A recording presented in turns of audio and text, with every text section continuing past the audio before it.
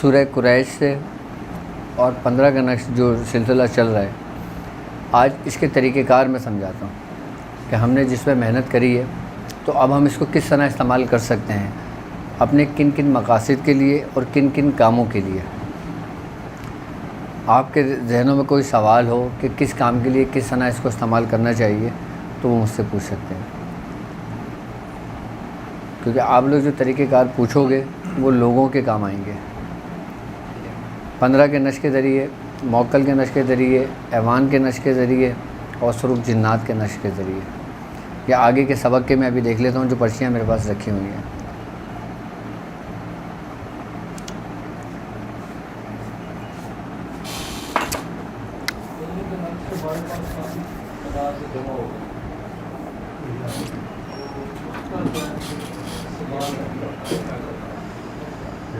اچھا،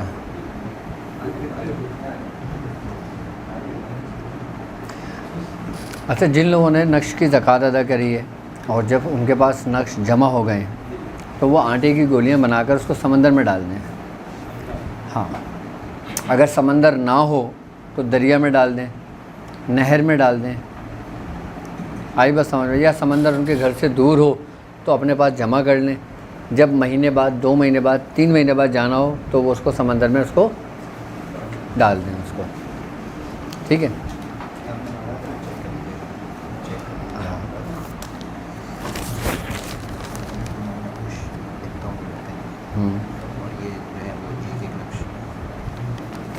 صحیح،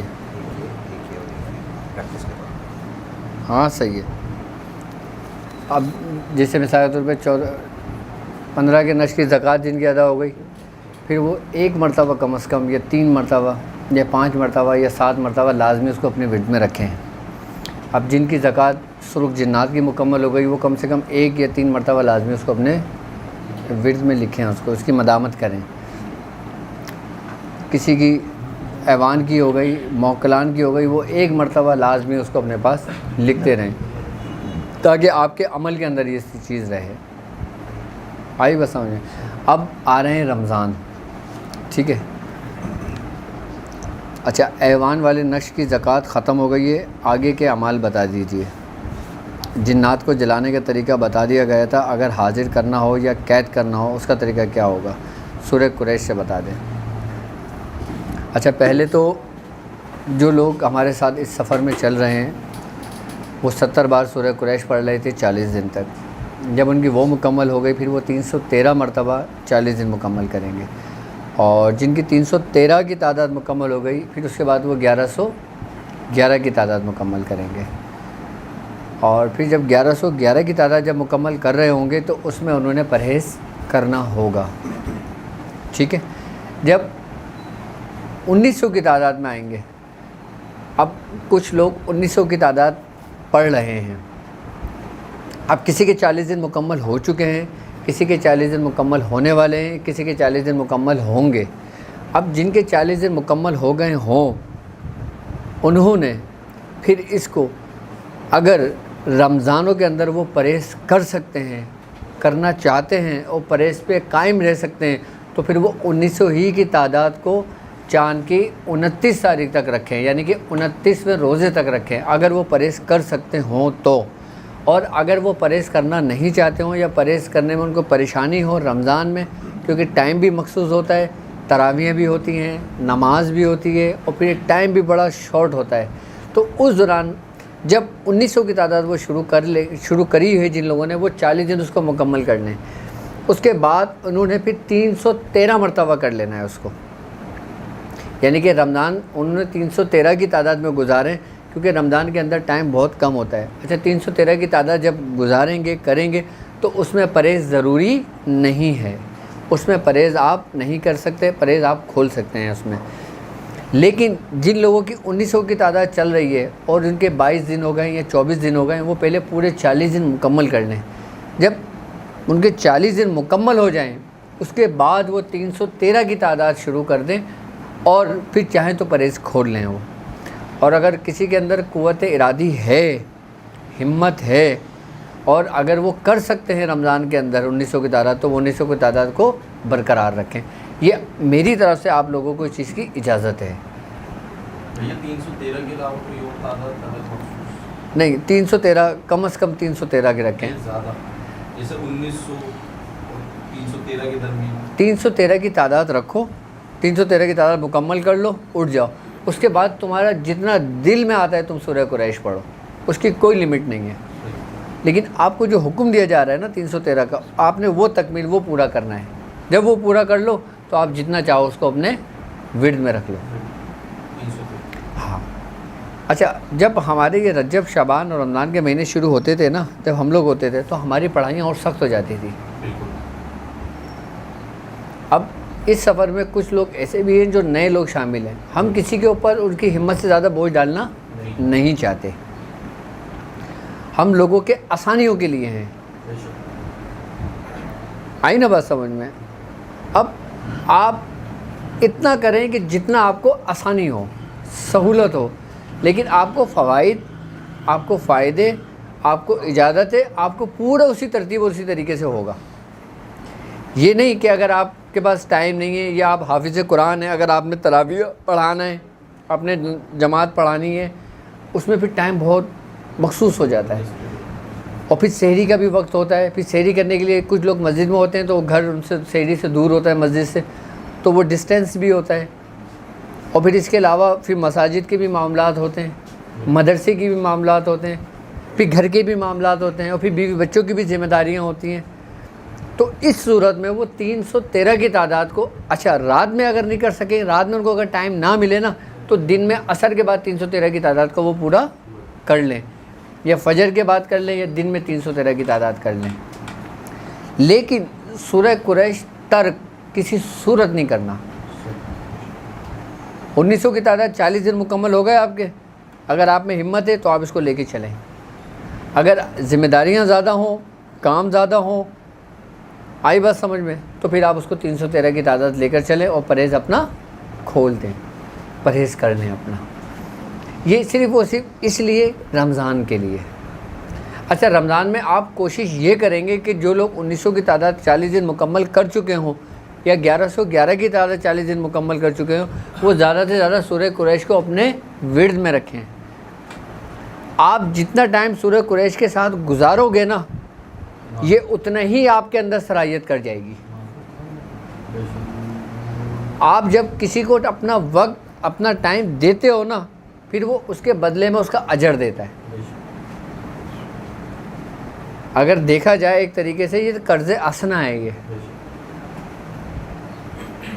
یہ آپ کو نیکی کی صورت میں ملنا ہے, اور آپ کا ہر لمحہ عبادت میں کاؤنٹ ہونا ہے.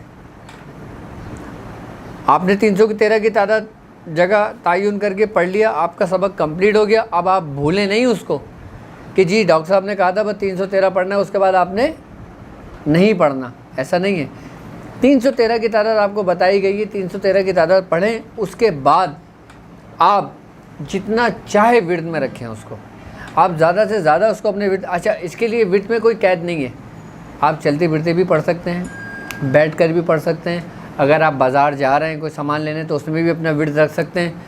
آپ جتنا ٹائم اس کو دیں گے نا, پھر آپ کو صلہ اتنا ہی ملے گا. یہ نہیں کہ آپ کو 40 دن کا چلہ بتا دیا, آپ نے رات میں صرف 3 گھنٹے لگائے اور باقی 21 گھنٹے آپ غافل رہے اس سے, تو آپ کو اس 3 گھنٹے کا کوئی فائدہ نہیں ہونا سوا ثواب کے. دیکھو, آپ ثواب کی نیت کرو یا نہ کرو, وہ تو ملنا ہی ہے. آپ نے, آپ لوگ ثواب کی نیت نہ کرو, وہ تو آپ کو ملنا ہی ملنا ہے. ہرگز میں, ہر حال میں ملنا ہے آپ کو. آپ اپنے رب کی نیت کرو, آپ اس ذات کی نیت کرو جو بے نیاز ہے. آپ اس کو مانگو کہ جس کے ہر چیز ماتحت ہے, تمام کائنات اس کے دست قدرت میں ہے. یہ دن تو سمجھ لو کہ قرب کے دن ہے. رمضان کے دن یہ قرب کے دن ہے, یہ وصال کے دن ہے, یہ فراق نہیں ہے. فراق کے دن وہ ہوتے ہیں جو تم اپنی ریاضت میں گزارتے ہو, اور جب وصال ہو جاتا ہے تو مالک اس کو اپنے راز اور اپنی معرفت عطا کر دیتا ہے.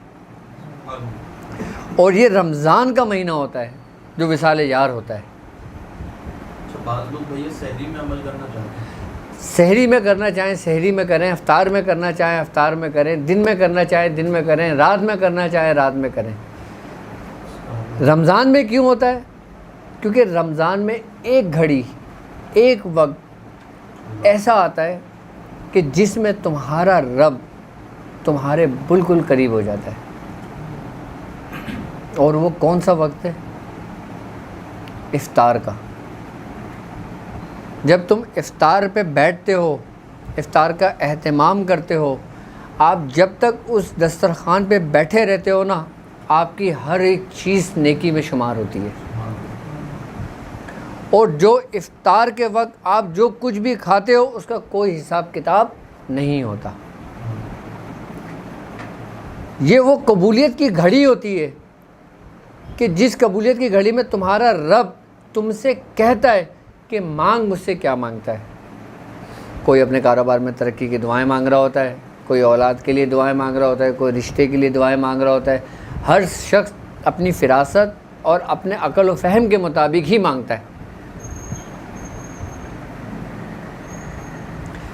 تو اس دوران کہ جب یہ گھڑی ہو تو تم اپنے رب کو مانگو. تم کو تمہارا رب مل گیا، تمہارے لیے ہر رستہ آسان ہو گیا. دنیا کی آسائشیں تو تمہیں ملنا ہی ملنا ہے، تم مانگو یا نہ مانگو. دنیا کی ضرورتیں تو تمہیں ملنا ہی ملنا ہے، جس کو تم مانو یا نہ مانگو. رزق تمہارے لیے جو لکھ دیا گیا ہے وہ تمہیں ملنا ہی ملنا ہے، چاہے تم اس کو مانگو یا نہ مانگو. مانگا کیا جاتا ہے کہ جس کی انسان کو طلب ہوتی ہے. اب ہمارے لشکر میں کس کی طلب ہونی چاہیے؟ خالق حقیقی کی. ہمارے دل میں محبت کس کی ہونی چاہیے؟ سرکار دو عالم صلی اللہ علیہ وآلہ وسلم کی. اور اس رمضان میں آپ اس کے ساتھ ساتھ اپنے معاملات سے بھی غافل نہ ہو. اپنے معاملات سے غافل ہونے سے مطلب کیا ہے کہ ہم سمجھتے ہیں کہ ہم ٹی وی پر اگر کوئی پروگرام دیکھ رہے ہیں، کوئی نعت سن رہے ہیں، کوئی ہم سن رہے ہیں، یا کوئی ایسے کوئی بھی پروگرام دیکھ رہے ہیں کہ جس سے ہم سمجھتے ہیں کہ ہماری نیکیوں میں اضافہ ہو رہا ہے. تو کیا ایسے پروگرام دیکھنے سے آپ کی محفل میں آپ کے اندر روحانیت پیدا ہوتی ہے؟ کہ آپ کو اس کا فائدہ ہوتا ہے؟ کہ آپ کو اس کی نیکی ملتی ہے؟ اس کا کیا معاملہ ہے؟ کیا یہ ہمارا وقت کا ضیاع ہے، وقت کا ضائع کرنا ہے؟ کیا ہے یہ؟ کیا ہمیں ایسا کرنا چاہیے یا ہمیں ایسا کرنا ہرگز نہیں چاہیے؟ جب تم روزے کی حالت میں ہوتے ہو نا، تو تم ایک ایسی حالت میں ہوتے ہو کہ تم اپنے رب کے قریب ہوتے ہو، لیکن تم اس سے غافل ہوتے ہو، تمہیں اس کا احساس نہیں ہوتا. وہ یہاں تک کہتا ہے کہ روزدار کے منہ کی بدبو جو ہوتی ہے نا، وہ اس کو مشک کی خوشبو کے برابر ہوتی ہے. جب انسان روزے کی حالت میں ہوتا ہے، جب وہ ذکر میں ہوتا ہے، جب وہ فکر میں ہوتا ہے، تو وہ اس کا ہاتھ بھی بن جاتا ہے، اس کی آنکھیں بھی بن جاتا ہے، اس کا پیر بھی بن جاتا ہے، اس کے ہر چیز اس کے اندر صلاحیت کر جاتی ہے. اس کی جو بھی صفات ہیں وہ سب اس کے اندر ظاہر ہو جاتی ہیں. اور ہم وقت کس میں گزار دیتے ہیں؟ مختلف ٹرانسمیشن میں. سننے سے زیادہ پڑھنا افضل ہے.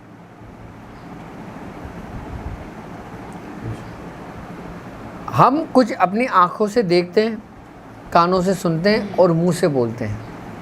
ان تینوں میں وہ کون سی چیز ہے جس کو ہمارا دماغ سب سے زیادہ ایکسیپٹ کرتا ہے؟ وہ کیا، کون سی حالت ہے ہماری اس کی؟ ایک ہوتا ہے سننا. اگر کوئی چیز ہم ایسی سنتے ہیں جیسے قرآن کی تلاوت ہوتی ہے، ہم ایسی چیز سنتے ہیں جو نبی کی شان بیان ہوتی ہے، ہم ایسی چیز سنتے ہیں کہ جس سے ہمیں ایک خوشی محسوس ہوتی ہے، وہ دماغ ہمارا جلدی ایکسیپٹ کرتا ہے. اور جو چیز سنتے ہیں اور پھر ہم اس کو دہراتے ہیں اپنی زبان سے، وہ ہمارے دماغ کے اندر محفوظ ہو جاتی ہے. جو چیز ہم دیکھتے ہیں اس کا نقشہ ہمارے دماغ کے اندر محفوظ ہو جاتا ہے. اب یہ تمہارے اوپر ڈیپینڈ کرتا ہے کہ تم کیا سنتے ہو، کیا دیکھتے ہو اور کیا بولتے ہو. دیکھو، آنکھ بند، ناک بند، منہ بند، نام نرنجن لے، اندر کے پٹ جب کھلیں جب باہر کے پٹ دے. جب تک تم اپنے باہر کی تمام چیزوں کو بند نہیں کرو گے نا، اندر کی چیزیں تمہاری کبھی بھی نہیں کھلیں گی. جب باہر کی چیزیں جب تک کھلی ہوئی ہیں نا، تمہیں ثواب کے سوا اور کچھ نہیں ملنا. اس سے مراد ہوا سے خمسہ ہے. ہوا سے خمسہ ہے. آپ کچھ سنتے ہو، چاہے وہ تلاوت ہو، آپ کچھ پڑھتے ہو، چاہے وہ قرآن پاک ہو، آپ کچھ دیکھتے ہو، چاہے وہ اچھی چیزیں ہوں، اس کا ثواب، اس کے معاملات ہماری ظاہری حالات پر ہوتے ہیں. اس کا عکس جو ہوتا ہے اس کا منعکس ہمارے ظاہری حالات پر ہوتا ہے. لیکن ظاہر کے ساتھ ساتھ ہم نے اپنے باطن کو روشن کرنا ہے. تو ہم اس مہینے کے اندر اپنے باطن کو کیسے روشن کریں گے؟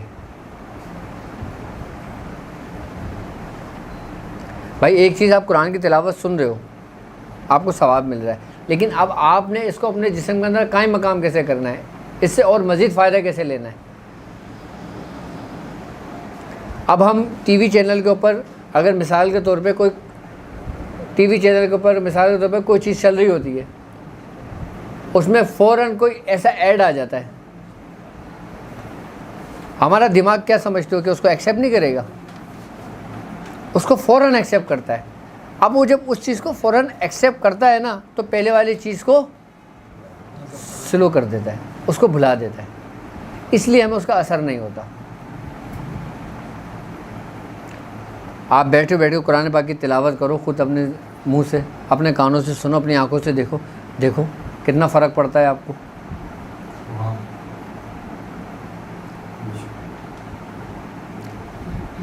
آپ دن میں اس ترتیب سے اپنا وقت گزارو اور رات میں آپ بالکل پرسکون ہو کے بیٹھ جاؤ. آپ نے ہر چیز بند کر دینا ہے، اپنی آنکھیں، کان، منہ، ناک سب بند کر دینا ہے. آپ نے پھر جو کچھ دن میں کرا تھا نا، پھر رات میں وہ آپ کے اندر گردش کرے گا. جب وہ رات میں آپ کے اندر گردش کرے گا نا، تو پھر وہ صلاحیت کرے گا آپ کے اندر. جو ہم سنتے ہیں نا وہ ہمیں یاد رہ جاتا ہے، جو ہم پڑھتے ہیں نا وہ ہم ایک وقت میں بھول جاتے ہیں. اب تم نے میٹرک پڑھا ہے، میٹرک میں تم نے بایولوجی پڑھی ہے، تمہیں یاد ہے بایولوجی میں تم نے کیا پڑھا تھا، جبکہ تم ڈاکٹر ہو.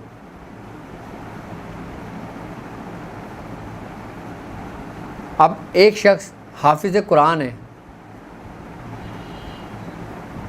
اب اس سے زندگی کے کسی بھی وقت میں آپ اس سے پوچھ لو سورہ یوسف سنا، وہ آپ کو سنانے شروع کر دے گا پوری. آپ کو کیمسٹری کی بک یاد نہیں ہوگی، لیکن آپ جو حافظ قرآن 6 سال کا بچہ ہوگا، اسے آپ کوئی بھی سورہ سن لو، وہ آپ کو پوری سورہ سنا دے گا، پورا قرآن سنا دے گا وہ حافظ بچہ جو ہوگا. کیوں؟ کیونکہ اس کے دماغ نے اس کو ایکسیپٹ کرا ہوتا ہے، اس کے دل نے اس کو ایکسیپٹ کرا ہوتا ہے، اس کی زبان نے اس کو ایکسیپٹ کرا ہوتا ہے. اب قرآن کا یہ خاص، یہ سمجھ لو کہ سرکار دو عالم صلی اللہ علیہ وآلہ وسلم کا یہ معجزہ ہے کہ قرآن کی جو روحانیت، کوئی ایک بندہ قرآن حفظ کر لیتا ہے نا، اگر کوئی شخص سورہ یاسین شروع کرتا ہے نا، وہ اگر دیکھ کے نہ بھی پڑھے، اگر ایک دفعہ لہجے سے پڑھنا شروع کرتا ہے نا، وہ پوری ترتیب سے پڑھتا چلا جاتا ہے، جس کو ہم کہتے ہیں کہ اس کی ذہانیت بہت اچھی ہے. اب ایک کن ذہن بچہ ہوتا ہے، اس سے بھی سورہ یاسین یاد کرا لو، جب وہ پڑھنے شروع کرے گا تو وہ بھی ایسے پڑھنے شروع کر دے گا روانگی کے ساتھ. یہ سی برکت ہے. ہمیں اس معاملات سے میں بتا دیتا ہوں. کیا بتا رہا تھا میں؟ قرآن کی برکت بتا رہے ہیں. قرآن کی برکت جو ہے نا، یہ سمجھ لو کہ ہم نے یہ چیزیں سمیٹنا ہے. کس کے ذریعے؟ سورہ قریش کے ذریعے. ہم اس پہ ریاضت کر رہے ہیں، اس پہ محنت کر رہے ہیں. بھیا جس طرح آپ نے فرمایا تھا کہ سورہ قریش میں اربع عناصر کا ذکر ہے، یہ تو پورے قرآن میں انہی چیزوں کا ذکر ہے. تو کیا پورے قرآن کا فیض ہم سورہ قریش سے لے سکتے ہیں؟ جس طرح آپ فرماتے ہیں کہ تم سورہ قریش کی حقیقت کو نہیں سمجھ سکتے. دیکھو، ہر بندہ فیض اپنی عقل اور اپنی فراست اور اپنی نیت کے حساب سے لیتا ہے. اب سورہ قریش اگر 1000 بندہ پڑھ رہا ہے نا، تو 1000 بندے کو ثواب اس کے ضبط کی وجہ سے ہوگا. اتنا ہی ہوگا جتنے اس کے اندر، اس کے قلب میں برداشت ہوگی. آپ چاہیں جتنی برداشت بڑھاتے جائیں، آپ کو اتنا فیض بڑھتا چلا جائے گا. لیکن سورہ قریش، اس کے اندر تسخیر بڑی کمال کی ہے. سورہ قریش کا پڑھنے والا کبھی کسی کا محتاج نہیں ہوگا. اگر آپ چاہتے ہو نا آپ مشرق میں ہو اور مغرب میں جانے جاؤ، تو آپ سورہ قریش پڑھو. آپ چاہتے ہو آپ شمال میں ہو اور جنوب میں جانے جاؤ، پہچانے جاؤ، تو آپ سورہ قریش پڑھو. آپ چاہتے ہو کہ آپ پاکستان میں ہو، آپ دنیا بھر میں جانے جاؤ، تو آپ سورہ قریش پڑھو. سورہ قریش کے اندر نا ایک خاصیت یہ ہے کہ اس میں مقناطیسی قوت ہے. اس میں ایک خاصیت یہ ہے کہ سورہ قریش پڑھنے والے جتنے بھی لوگ ہوتے ہیں نا، یہ سب کو اپنی طرف کھینچتی ہے. اب تم سورہ قریش پڑھ رہے ہو، مثال کے طور پہ تم DHA میں رہتے ہو، یہ سورہ قریش پڑھ رہا ہے. یہ نارتھ کراچی میں رہتے ہیں، یہ سورہ قریش پڑھنا ہے، یہ نارتھ ناظم آباد میں رہتے ہیں. اب جب کبھی آپ لوگوں کا آمنا سامنا ہوگا نا، تو آپ کو فیلنگ ہو جائے گی، آپ کے اندر ایک پازیٹیوٹی پیدا ہوگی. آپ کو پتہ لگے گا یہ سورہ قریش بھی پڑھتا ہے یہ شخص.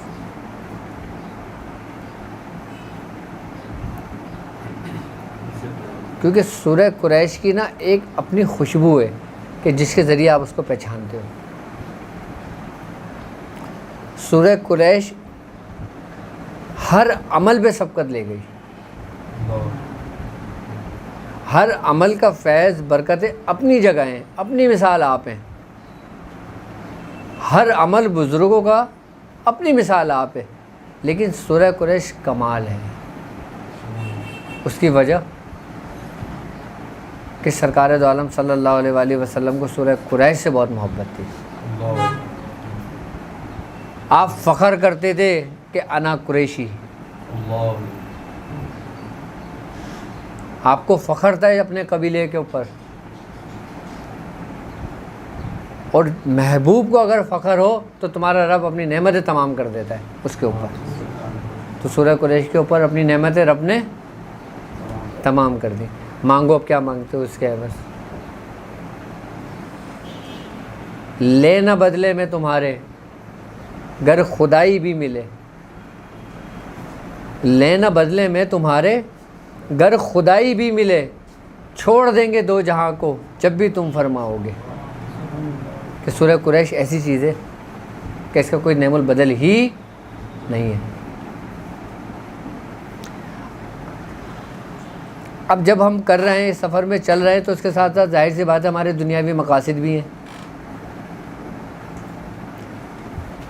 اب اس رستے پہ چل رہے ہیں تو اس میں ہمیں کچھ کام بھی پڑتے ہیں. اب ہم اسے کام کس ترتیب سے لیں، کس طریقے سے لیں. اگر 15 کے نشر کے متعلق کسی نے کوئی کام لینے کا طریقہ پوچھنا ہے تو مجھ سے پوچھ لیں، میں اس کو 15 کے نشر کے ذریعے اس کے کام کرنے کے. اب ہم نے کر لیا نا، سورہ قریش کا بھی عمل کرا ہے.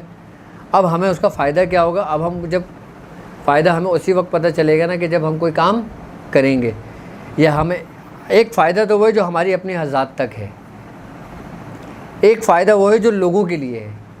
آپ کے لیے جو فائدہ ہے، آپ کو جو فائدہ ہوا وہ آپ کی حد تک ہے، وہ آپ جانتے ہو. لیکن وہ فائدہ کیا ہے جو لوگوں کے لیے ہونا چاہیے. اس کے لیے ظاہری مقاصد کے لیے جو کوئی کام ہو اگر کوئی شخص چاہتا ہو کہ میں اگر یہ کام کرنا چاہتا ہوں تو اس کے ذریعے کیسے کروں گا، اس کا کیا طریقہ کار ہوگا، وہ مجھ سے پوچھ سکتے ہو آپ لوگ. یا 15 کے نقش کے ذریعے ہو. اب 15 کا نقش ہم نے حفاظت کے لیے دیا ہی نہیں دیا، کوئی نقش 15 کا حفاظت کے لیے نہیں بتایا نا. چلو 15 کے نقش کا ایک طریقہ. اب ایوان کی تو زکوٰۃ ادا ہو گئی نا، جن کی ہو گئی پوری. پہلے 15 کے نقش کی زکوٰۃ ادا کری، پھر باموکل کی کری، پھر سرخ جنات کی کری، پھر آوان کی کری. اب میں تمہیں 15 کے نقش وہ تعلیم کرتا ہوں جو حفاظت کے لیے ہے 15 کا نقش، لیکن اس کی ترتیب بالکل الگ ہے، اس کا طریقہ بالکل الگ ہے. وہ کن خانوں سے میں بتاتا ہوں.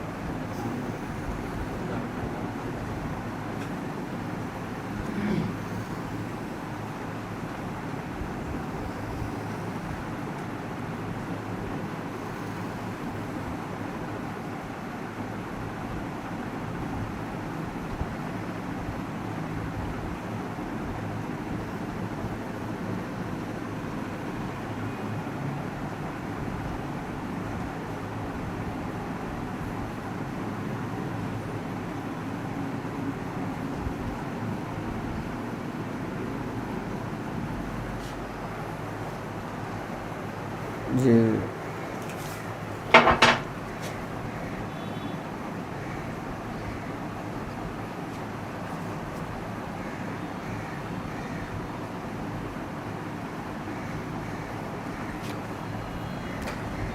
یہ جو کھانا ہے نا، یہاں پہ پوری آپ کی سورہ قریش آ جائے گی. یہ آپ نے یہاں پہ پوری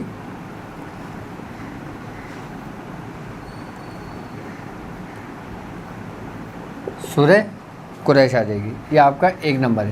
یہ سورہ قریش پوری ایسے آئے گی ترتیب کے ساتھ. یہ آپ نے سورہ قریش آپ کی ایسے لکھی ہوئی آ جائے گی پوری. یہ پوری آپ نے سورہ قریش ایسے لکھ لینے پورا. اب بیچ کا جو آئے گا نا حصہ، اس میں آئے گا آپ کا نمبر 1. ٹھیک ہے. یہ کھانا آپ کا ہو گیا 2، اور یہ کھانا آپ کا ہو گیا 3، اور یہ ہو گیا آپ کا 4، یہ ہو گیا 5، اور یہ ہو گیا 6. ٹھیک ہے. یہ ہو گیا 7، یہ ہو گیا 8، یہ ہو گیا 9. اب یہ 15 کا نقش کیسے ہوا؟ یہ وہ نقش ہے جو حفاظت کے لیے ہے. آپ نے سب سے پہلے ایسے کھانے بنانے ہیں.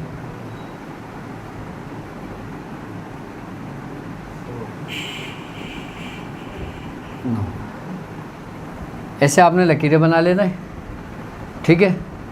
اور یہاں پہ پورا سورہ قریش اس ترتیب کے ساتھ لکھی ہوئی آ جائے گی. پوری سورہ قریش آپ لکھ دیں گے اس کو. ٹھیک ہے. اور بیچ میں آپ کا 1 کا ہنسا آ گیا. ٹھیک ہے. 15 کے نقش میں 1 سے شروع ہوتے ہیں نہیں چال. 1 2 3 4 5 6 7 8 اور 9. 9 اور 2 11 اور 4 15. 8 اور 4 12 اور 3 15. 7 اور 3 10 اور 5 6 اور 7 13 اور 2. اس کو جہاں سے بھی کاؤنٹ کرو گے لفظ 15 ہی آئے گا. 15 کے نقش کا ایک خاص طریقہ یہ بھی ہے. اچھا، یہ طریقہ کب اور کیسے استعمال ہوتا ہے؟ یہ طریقہ کار ہم استعمال کرتے ہیں حب کے لیے، یعنی کہ محبت کے کام کرنے کے لیے اور حفاظت کے لیے. اچھا، حفاظت کے لیے بھی سب سے بہترین نسخہ ہے، نقش ہے یہ جادو کے شر سے محفوظ رکھتی ہے، حاسدوں کے حسد سے، کاروبار میں ترقی کے لیے، نافرمان بچوں کے لیے. آئی بات سمجھ میں؟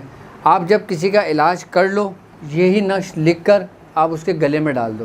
لیکن ابھی یہ نقش پورا نہیں، ابھی نقش سمجھا رہا ہوں میں اس کے بارے میں. ابھی اس میں اب یہاں پہ یہ لکھا جائے گا الہی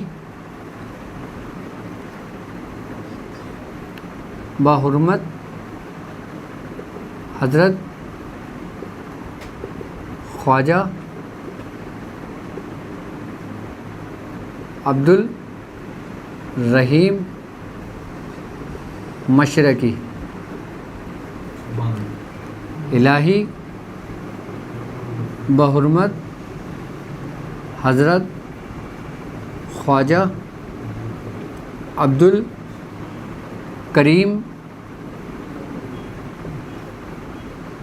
الکریم مغربی. اب یہاں پہ لکھا ہوا آ جائے گا الہی بحرمت حضرت خواجہ عبد الرشید شمالی. اب یہاں پہ آ جائے گا الہی بحرمت حضرت خواجہ عبد الجلیل جنوبی. اب یہ نش آپ کا کمپلیٹ ہو گیا, مکمل ہو گیا. اچھا, یہ نش حفاظت کے لیے ہے, آئی بات سمجھ میں. اچھا, اب جن عورتوں کے حمل ضائع ہو جاتے ہوں, آئی بات سمجھ میں, جب وہ پیگننٹ ہوں وہ یہ نقش لکھیں, اس کو موم جامہ کریں اور اپنی ناف پہ باندھ لیں. جب تک یہ نقش اس کے ناف میں بندھا رہے گا اس کے حمل کی حفاظت رہے گی. بڑے سے بڑے شیاطین, بڑے سے بڑے جادوگر, بڑے سے بڑے شیطان اس بچے کو نقصان نہیں پہنچا سکیں گے. یہ اس کی برکت ہے سورہ قریش کی. اچھا, یہ نقش سورہ 15 کا نقش سورہ قریش کے ساتھ ہے یہ. اچھا, اس سے آپ اگر کسی کے جادو کا علاج کرتے ہو, جادو کا علاج کرنے کے بعد آپ اس کے گلے کے اندر ڈال سکتے ہو یہ, تاکہ آئندہ کسی قسم کا کوئی وار نہ ہو, اور اگر ہو تو اس پہ کوئی اثر نہ ہو. اچھا, یہ تو وہ طریقے کار ہیں جو گلے میں ڈالنے کے لیے. اب یہی نشق آپ لکھ کر گھر کی حفاظت کے لیے لکھ سکتے ہو. اس کو لکھنا آپ نے بڑے پیج پر ہوگا. اچھا, بڑے پیج پہ آپ اس کو لکھ لیں. جب آپ یہ نقش لکھ لیں, اس کے بعد 70 مرتبہ سورہ قریش پڑھیں اور اس کے اوپر ایسے دم کر دیں. دم کرنے کے بعد آپ اس کا فریم بنوائیں, جیسے فوٹو فریم ہوتا ہے نا, ایسا فریم بنائیں اور گھر کی دیوار پہ کہیں بھی لگا دیں. اچھا, اب اگر آپ کے گھر پہ کوئی جادو ہوگا, آپ کے گھر میں کوئی شیطان جنات داخل ہوگا, یا آپ کے گھر میں کوئی نگیٹیوٹی کے اثرات آئیں گے, تو یہ فریم ٹوٹے گا, کریک ہو جائے گا اس کا شیشہ. اس کا شیشہ کریک ہو جائے گا. تو آپ کو پتہ لگ جائے گا کہ کسی نے کوئی اٹیک کرا ہے یا کسی نے کوئی وار کرا ہے. آپ دوبارہ اس کو شیشے کو اتاریں, آئی بات سمجھ میں, سورہ قریش 70 بار پڑھیں, اس کو دوبارہ فریم کریں اور دوبارہ لگا دیں. لکھنے کی ضرورت نہیں ہوگی, پھر اس کو دوبارہ پڑھ لیں. اچھا, یہ اس نش کا کمال ہے کہ یہ اپنے اندر نگیٹیوٹی کو سلب کرتا ہے. دم کر سکتے ہیں اس کو, شیشے کو نکال کے دم کر کے دوبارہ فریم کروا لیں. اس نش کا کیا کمال ہے کہ یہ گھر کے اندر سے نگیٹیوٹی کو ختم کرتا ہے, بالکل ختم کر دیتا ہے.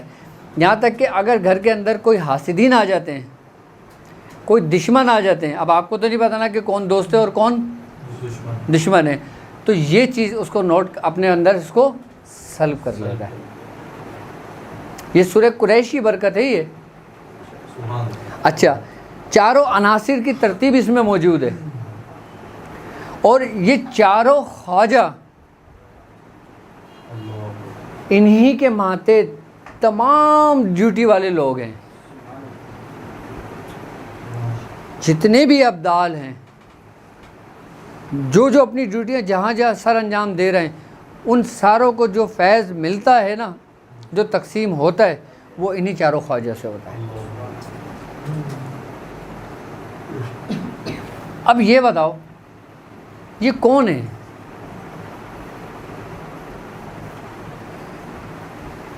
کیا کبھی سنا ہے؟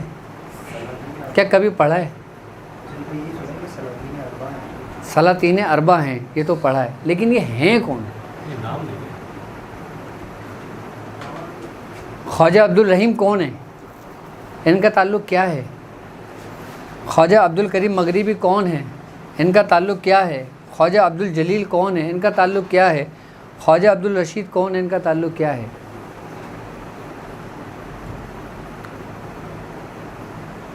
کون ہے یہ؟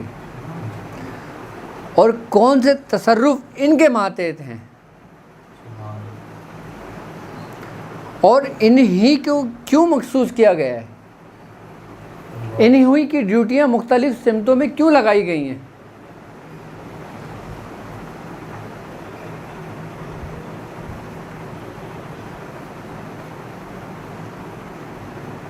ایک ترتیب ہے، ایک طریقہ ہے، ایک قانون ہے، ایک کلیہ ہے۔ بھائی تمہارا رب تو رب الارباب ہے،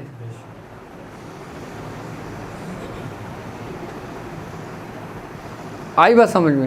پھر رب نے ان کو کیوں چنا؟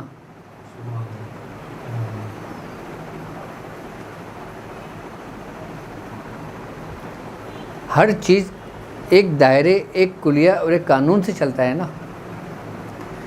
آپ کیا سمجھتے ہو کہ یہ جو دنیا کا نظام چل رہا ہے یہ بے ترتیب چل رہا ہے؟ نہیں، ہر چیز کی ایک ترتیب ہے، یہاں تک کہ تمہارا اٹھنا بیٹھنا، سانس لینا، کچھ کھانا پینا، یہ بھی ایک ترتیب ہے، لیکن تم غافل ہو اس سے۔ یہ بیسیکلی جو خواجہ عبد الرحیم ہے نا، یہ ایک نام ہے، ایک منصب ہے۔ مختلف خاندانوں کے اندر، جیسے خاندان قادریہ ہے، خاندان شاذلیہ ہے، خاندان نقشبندیہ ہے، خاندان سہروردیہ ہے، جتنے بھی سلاسل ہیں نا، جب بزرگ اپنے کمال کو پہنچتے ہیں، اپنی ریاضت کو، آئی بات سمجھ میں، اور جب ان کا فیصلہ ہونا ہوتا ہے، آئی بات سمجھ میں، تو وہ جو فیصلہ ہوتا ہے نا وہ دربار غوثیت سے ہوتا ہے، اور دربار غوثیت میں جو ہوتا ہے نا وہ حضرت علی رضی اللہ تعالیٰ عنہ کی اجازت سے ہوتا ہے۔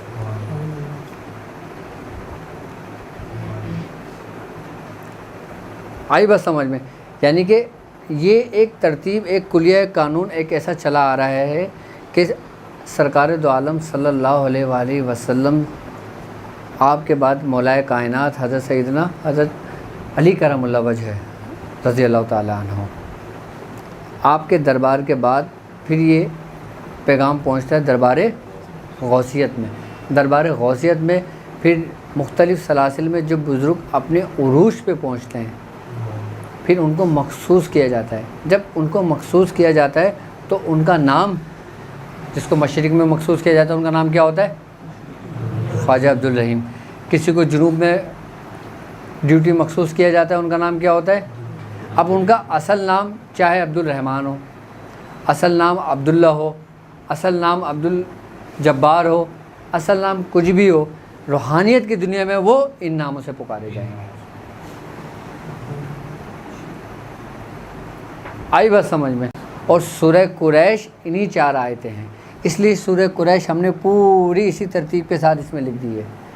اب اس کے اندر تمہاری جو دنیا ہے، اس کے اندر شر بھی ہے اور خیر بھی ہے۔ آئی بات سمجھ میں؟ اس میں بیماری بھی ہے، اس میں شفا بھی ہے، اس میں سرد بھی ہے اور تر بھی ہے، اس میں گرم بھی ہے، اس میں خشک بھی ہے، اس میں آگ بھی ہے، اس میں ہوا بھی ہے، اس میں مٹی بھی ہے، اس میں پانی بھی ہے۔ آئی بات سمجھ میں؟ اور جس گھر کے اندر یہ نقش لکھ کے فریم کر دیا جاتا ہے، لگا دیا جاتا ہے، اس گھر سے بیماریاں بھی دور ہو جاتی ہیں۔ اور جس گھر کے اندر کوئی موذی امراض داخل ہو جاتا ہے، اچھا اب جیسے مثال کے طور پہ گھر کے اندر کسی کو کینسر ہے تو وہ اس گھر کا فرد ہے، تو اس کا مطلب ہے کہ موذی امراض اس گھر میں داخل ہوا ہے۔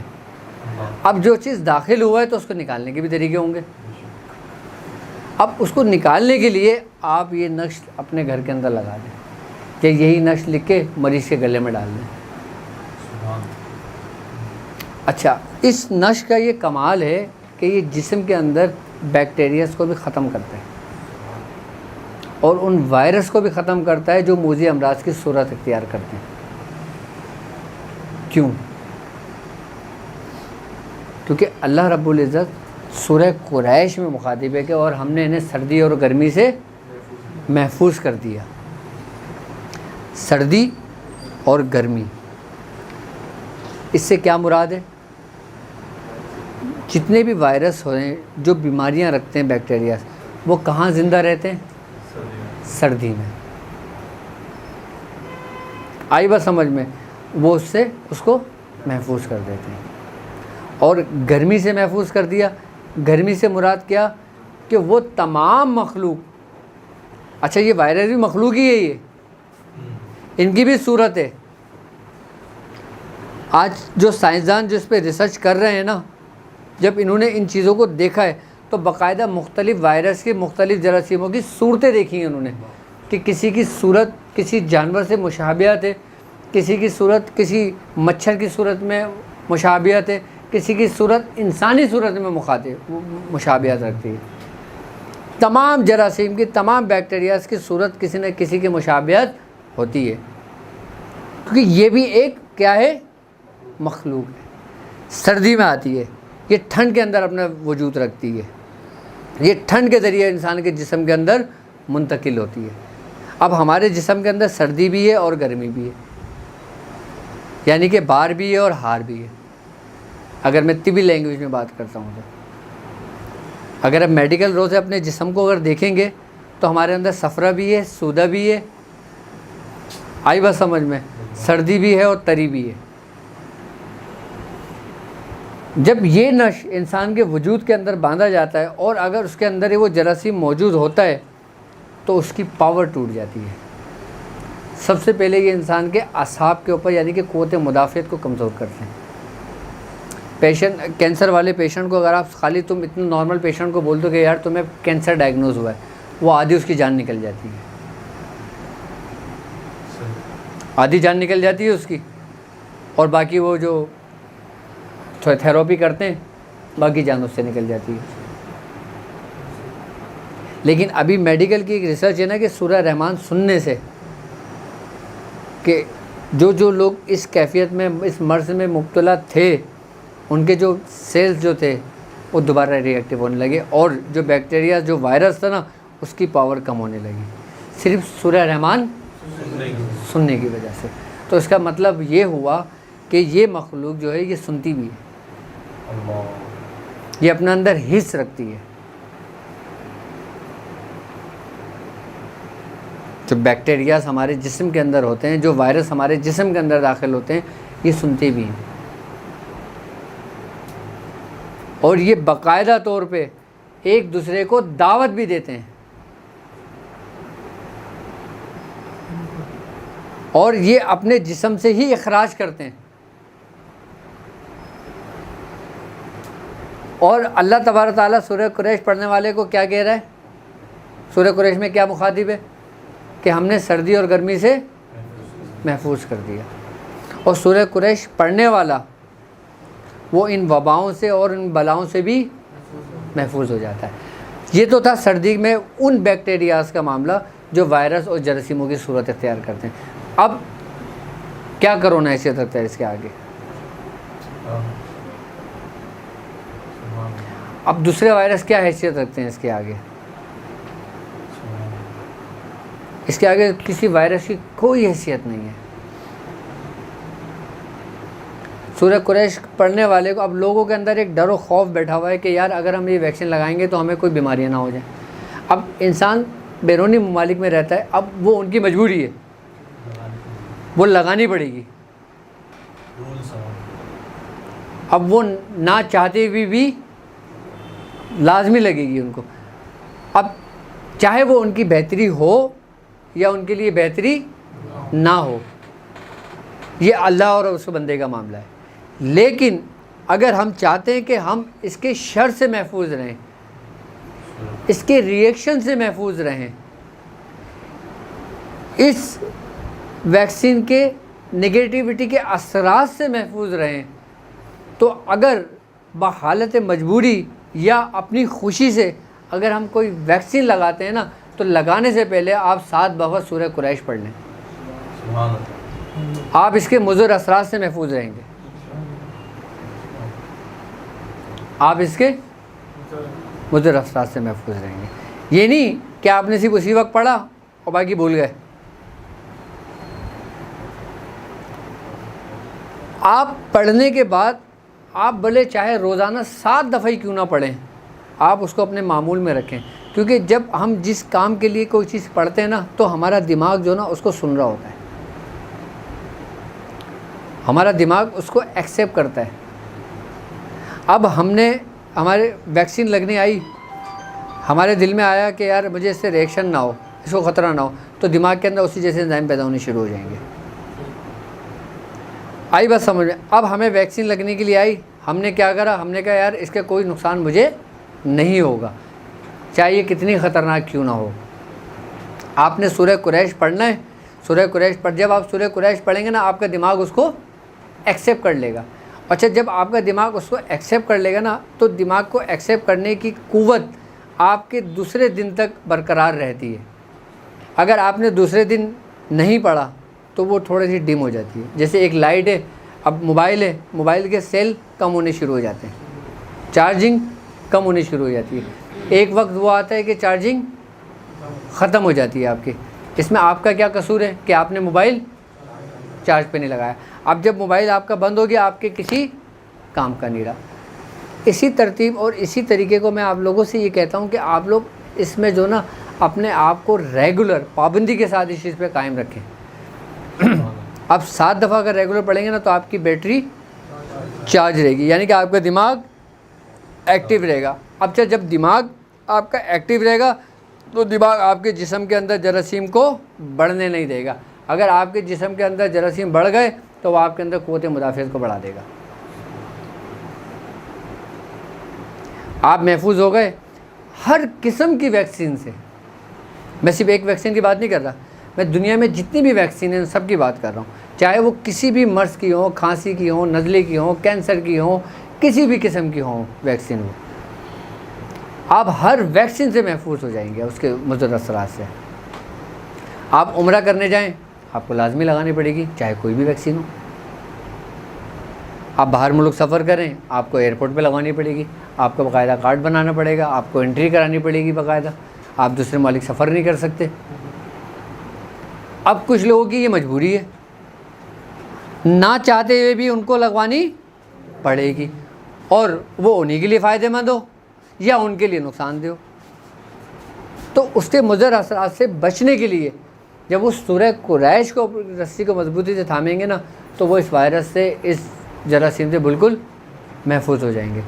اب گرمی کی اگر بات کرتے ہیں ہم تو گرمی کے اندر آپ کے تمام شیاطین آ جاتے ہیں، تمام وہ مخلوقات آ جاتی ہے جو آگ سے پیدا ہوئی ہے۔ اب اس کے اندر وہ بھی تذکیر موجود ہے سورہ قریش میں۔ آپ کو سب سے زیادہ ڈر شیاطین سے ہی ہوتا ہے نا۔ ہم اس کا مقابلہ کر سکتے ہیں جس کو ہم دیکھتے ہیں، ہم اس کا مقابلہ نہیں کر سکتے جس کو ہم نہیں دیکھتے۔ اب جس کو ہم دیکھتے ہیں ہم نے اس کا تو مقابلہ کر لیا، اور جس کو ہم نہیں دیکھ سکتے اس کا مقابلہ ہم کیسے کریں؟ اس صورت میں کیا کریں؟ اس صورت میں سورہ قریش کی رسی کو مضبوطی سے تھام کے رکھیں۔ جب سورہ قریش آپ کے اندر صلاحیت کر جائے گی نا آپ کو ہر ایک چیز سے محفوظ کر دے گی۔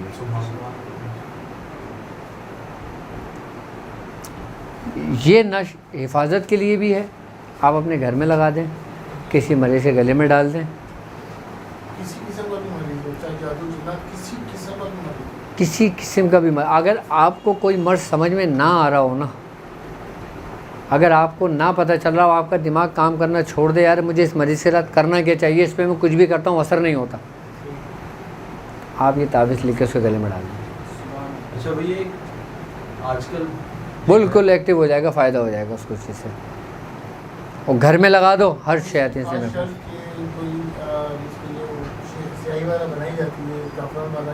ہاں،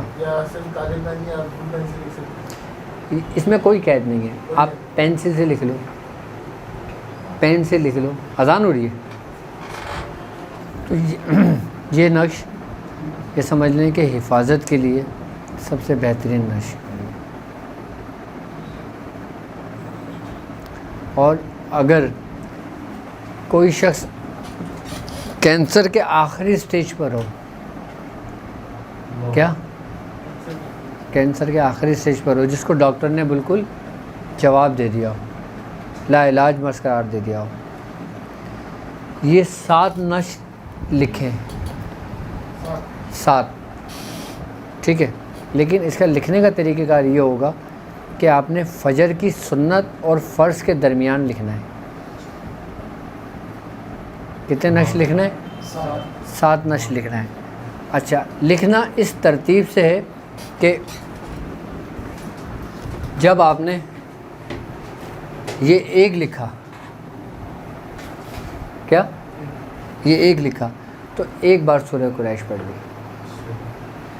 ایک بار سورہ قریش پڑھ لی. یہ 2 لکھا تو آپ نے 2 دفعہ سورہ قریش پڑھ لی. یہ 3 لکھا، 3 دفعہ سورہ قریش. اس ترتیب سے 4 لکھا، 4 دفعہ سورہ قریش پڑھنی ہے. 5 لکھا، 5 مرتبہ سورہ قریش. 6 لکھا، 6 مرتبہ. 7 لکھا، 7 مرتبہ. 8 لکھا، 8 مرتبہ سورہ قریش. 9 مرتبہ لکھا، 9 مرتبہ سورہ قریش پڑھنی ہے. اور آخری کے اندر یہ پوری سورہ قریش اس پہ لکھ لیں. اچھا بھیا، اس میں آراب تو نہیں ڈالنا؟ کیا چیز؟ زبر زیر پیش نہیں، صرف سورہ قریش لکھ دینا ہے، پوری سورہ قریش لکھ دیں. یہ جو سورہ قریش لکھیں گے اس کو بیچ میں ایک آئے اور اس کے سراؤنڈنگ میں کیا کہتے ہیں؟ نہیں، پوری سورہ قریش لکھنا ہے، جیسے لیلاف قریش، لیلاف الرحلہ، پوری طریقے سے لکھ لیں. ہاں، سراؤنڈنگ میں سورہ قریش لکھیں گے یا اس کو نہیں، اس کے سراؤنڈنگ میں لکھنی ہے. یہ بیچ میں آئے گا، یہ بیچ میں آئے گا نا، یہ بیچ میں آئے گا. ہاں ہاں ہاں، جیسے یہ 1 لکھا ہوا ہے، اس کے سراؤنڈنگ میں سورہ قریش آ گا. ٹھیک ہے. یہ 7 نش آپ لکھ لیں فجر کی سنت اور فرض کے درمیان. روزانہ 1 لکھ لیں، 7 دن تک 7 لکھ لیں. اس کے آپ نے بولا کہ 1 سے لے کر 9 تک، 1 سے لے کے 9، آخری 9 لکھیں گے تو 9 مرتبہ سورہ 9 مرتبہ سورہ قریش پڑھیں گے. تو اسی طریقے سے 7 نقش لکھیں گے. آپ چاہیں تو فجر کی سنت اور فرض کے درمیان یہ 1 نش لکھ لیں اسی ترتیب سے. 7 دن لکھنا ہے آپ نے. 7 دن میں روزانہ 1 لکھیں گے تو 7 نشق ہو جائیں گے. اگر آپ 7 نش لکھ سکتے ہیں آپ کے، کیونکہ فجر میں سنت اور فرض کے درمیان ٹائم بہت کم ہوتا ہے، کچھ لوگ کی اسپیڈ نہیں ہوتی، وہ اس میں نہیں لکھ پائیں گے، لیکن 1 نش وہ آرام سے لکھ لیں گے. اچھا، 1 دن میں 7 بھی لکھ سکتے ہیں اور ہر دن 1 بھی لکھ سکتے ہیں. فجر میں 7 دن لکھنا ہے. اچھا، یہ لکھنا شب جمعہ ہے، یعنی کہ جب فجر کا ٹائم ہو جائے گا نا، فجر کی اذان ہو جائے گی جمعرات کی رات، یعنی کہ جمعے کی جو فجر ہوگی نا، آپ نے اس فجر کی سنت پڑھ کے یہ 1 نش لکھنا ہے. جمعرات کا دن گزر گیا، جمعرات کی رات گزر گئی، جمعے کی فجر میں آپ نے 2 رکعت سنت پڑھی، 1 نش یہ لکھا. مریض کو 1 بوتل پانی میں ڈالا، آئی بس سمجھ میں، آپ نے مریض کو پانی پلانا شروع کر دیا. اگر مریض کو شفا ملنی ہوگی، مریض کی زندگی ہوگی، تو یہ پانی میٹھا ہو جائے گا. یہ اس کی برکت ہے. اور اگر اس مرض میں اس کی موت لکھی ہوئی ہوگی تو یہ پانی کڑوا ہو جائے گا، بد ذائقہ ہو جائے گا اور اس میں اسمیل پیدا ہو جائے گی. پہلے ہی نش کا یہ کمال ہے اس کا. اگر پانی میٹھا ہو جائے یا پانی نارمل ہے، نہ اس میں بدبو آئے نہ اس میں خوشبو آئے، پھر وہ 7 دن اسی ترتیب سے لکھے. آپ 7 دن کے اندر اس مرض کی کیفیت دیکھنا، اس مریض کی کیفیت دیکھنا. یہ ہر مرض کے لیے اسی ترتیب سے لکھا جائے گا.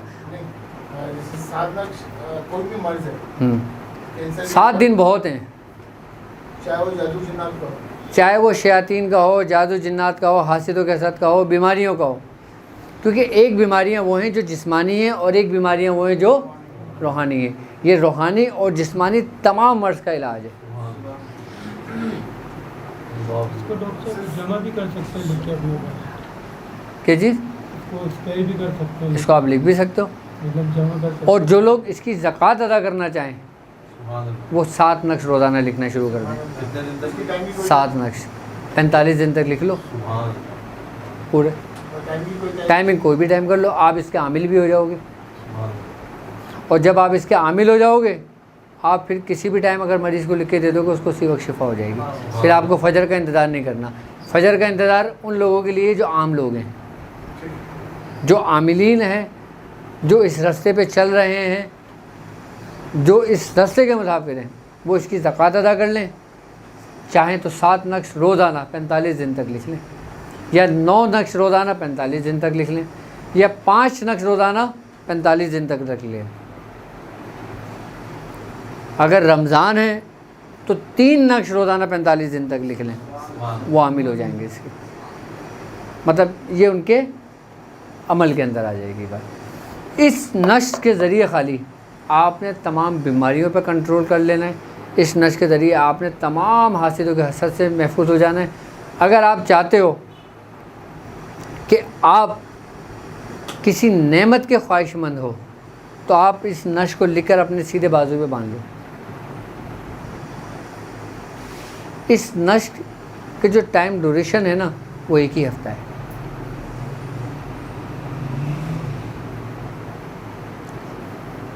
یہ اتنا زبردست, اتنا سریع و تاثیر نشر, کیونکہ اس 15 کے نشر کی چال ہی الگ ہے نا. یہ عام 15 کے نشر سے بالکل الگ ہے. مختلف کیوں ہے؟ اپنی خاصیت کی وجہ سے. یہ نشر بزرگوں نے بڑا محفوظ رکھا ہے. بتایا نہیں بتایا, یہ لوگوں نے بہت کم ہی دیکھا ہوگا اس کو, اس نشر کی ترتیب ہے. آپ یہ دیکھیں نا, 9 اور 2 11 اور 4 15, 8 اور 4 12 اور 3 5 اور 3 8 8 اور 7 8 اور 7 6 اور 7 13 اور 2. آپ کہیں سے بھی کاؤنٹ کریں 15 آئے گا. یہی تو ترتیب ہے, یہی تو طریقہ کار ہیں جو اپنی خاصیت رکھتے ہیں, اپنی اہمیت رکھتے ہیں, جن کو لوگوں نے محفوظ رکھا ہے. یہ جلالی جمالی سب ہے اس میں ہر چیز موجود ہے. ایک مسئلہ اور تمام لوگوں کے ساتھ یہ بھی آتا ہے کہ لوگ اپنی رقم دے کر کئی جگہ ایسا ہوتا ہے تو واپس نہیں مقروض ہو جاتے ہیں, یا ایک تو قرض خود لیتے ہیں, ایک ان کا قرض ہو جاتا ہے کسی کو دی رقم اور واپس نہیں ملے. اس کے لیے بھی یہ کیا جا سکتا ہے کہ سیدھے آپ پہ باندھ لیں, یا اس کے لیے کوئی اور طریقہ کار ہے؟ دیکھو سب سے بہترین طریقہ میں نے ابھی لاسٹ ویڈیو میں بیان کیا تھا. ابھی چیریٹی اور رمضان والی جو میں نے ویڈیو ڈالی ہے نا, اس کے اندر میں نے بتایا تھا کہ ہم کس طرح اپنے رزق میں خیر و برکت کر سکتے ہیں اور کس طرح ہم اس پہ کنٹرول کر سکتے ہیں.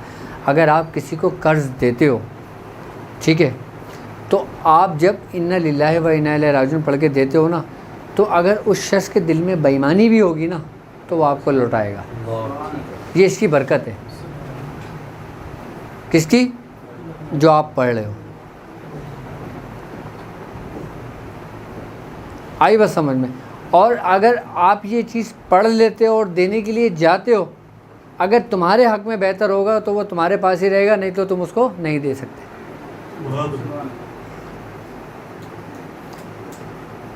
اگر کسی کے نقصان کی کوئی خبر سنو کہ فلاں شخص کے ساتھ یہ ہو گیا کہ وہ حادثہ ہو گیا, فلاں شخص کو کاروبار میں نقصان ہو گیا, فلاں شخص کے گھر میں چوری ہو گئی, یا فلاں شخص کا موبائل چوری ہو گیا, یا فلاں شخص کے پیسے گر گئے, یا فلاں شخص کے ساتھ یہ حادثہ ہو گیا, تو آپ فوری انا للہ و انا الیہ راجعون پڑھ لیں.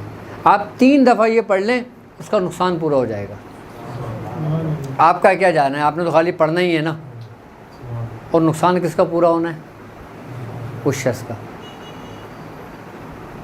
اچھا, یہ نش سمجھ میں آ گیا, ٹھیک ہے. اگر اس کی زکوٰۃ ادا کرنا چاہیں تو 3 بار روز لکھ لیں 45 دن تک, 5 بار روز لکھ لیں 45 دن تک, جتنا آپ کو آسانی ہو اتنا لکھ لیں. اور اگر 45 لکھے روزانہ 45 دن تک, وہ تم ہی لکھ سکتے ہو اور وہ لکھے گا. کوئی لکھنا آئی بس سمجھ میں کیا کہ یہ اس کی زکوٰۃ ادا ہو جائے گی. یہ 45 دن کا ہاں کیوں ہے؟ وہ اس لیے ہے کہ اس میں کتنے عدد ہیں, 1 سے لے کے 9 تک ہیں. 1 2 3 4 5 6 7 8 9, ٹھیک ہے. 9 اور 8 17, 17 اور 7 کتنے؟ 24 اور 6 30 اور 5 ہے 35 اور 4 39 اور 3 42 اور 2 44 اور 1 یہ 45 ہے. آگے سمجھو بات, یہ کتنا کون سا فگر بن گیا 45 کا. اس لیے ہم 45 لکھتے ہیں کیونکہ 1 سے لے کے 9 تک جو یہ عدد ہے نا, یہ حرفوں کی نومیریکل ویلیو ہے. کہ جیسے الف کا 1 ہے, بے کے 2 ہیں, جیم کے 3 ہیں, دال کے 4 ہیں. یہ کیا بنے گا ابجد. اسی طریقے سے حوض اور ہتی کو لیں گے تو پورا 1 سے لے کے 9 تک اس کی نومیریکل ویلیو آ جائے گی. اب دنیا کے اندر جتنے بھی کلیے ہیں, جتنے بھی نقوش ہیں, یا جتنے بھی علم الریاضی کے سوالات ہیں, وہ سارے کس کے ماتحت ہیں 1 سے لے کے 9 تک. اچھا, اب اس 45 کو بھی اگر آپ جمع کرتے ہو تو کتنے بنتے ہیں 9 بنتے ہیں. اور 9 کا جو لفظ آ گیا وہ آ گیا پورے توئیں کا, یعنی کہ یہ اس میں بادشاہ ہے علم الاعداد میں. اچھا بھیا اس کو 4 کو 5 سے ملٹیپلائی کر دو نا پلس کے بعد تو 2 آتا ہے, تو 92 کا عدد بنا 92 کا عدد بن جائے گا. زیرو کی کوئی حیثیت نہیں. 92 محمد کا لفظ بنتا ہے. سبحان اللہ. تو ان نقوش کی جو اہمیت ہے نا, وہ اس کی خاص ترتیب اور خاص طریقے کی وجہ سے ہے. اور سورہ قریش پورے اس کے مابین ہے. یہ آپ کی حفاظت کے لیے بھی ہے, بیماریوں کے لیے بھی ہے, اور ہر مقاصد کے لیے بھی ہے. لیکن اس کا استعمال آپ کی عقل کے اوپر ڈیپینڈ کرتا ہے, آپ کی فراست کے اوپر ڈیپینڈ کرتا ہے. آپ کی عقل و فہم کے مطابق آپ اس کو استعمال کر سکتے ہو. میں نے بتایا, اب آپ اس سے زیادہ بتا سکتے ہو, زیادہ کر سکتے ہو. کیوں؟ کیونکہ اس کی یہ خاصیت ہے کہ اس میں 4 اربع عناصر موجود ہیں. اچھا بھیا سادہ جو 15 کا نقش ہے اس کا بعض بزرگان نے دین کو دیکھا ہے کہ وہ دیکھو پینے کے لیے بھی نقش دیا جا سکتا ہے, 15 کا جو نقش ہے 15 کا جو نقش سادہ. ہے, اور یہ نقش بھی دیا جا سکتا ہے پینے کا. یہ نقش لکھ کر پینے کے لیے بھی دیا جا سکتا ہے. اور کوئی بیماری ہو جیسے پیٹ وغیرہ میں لکھ کے دیتے تو یہ بھی پیٹ میں لکھ کے دیا جاتا ہے. کس پہ؟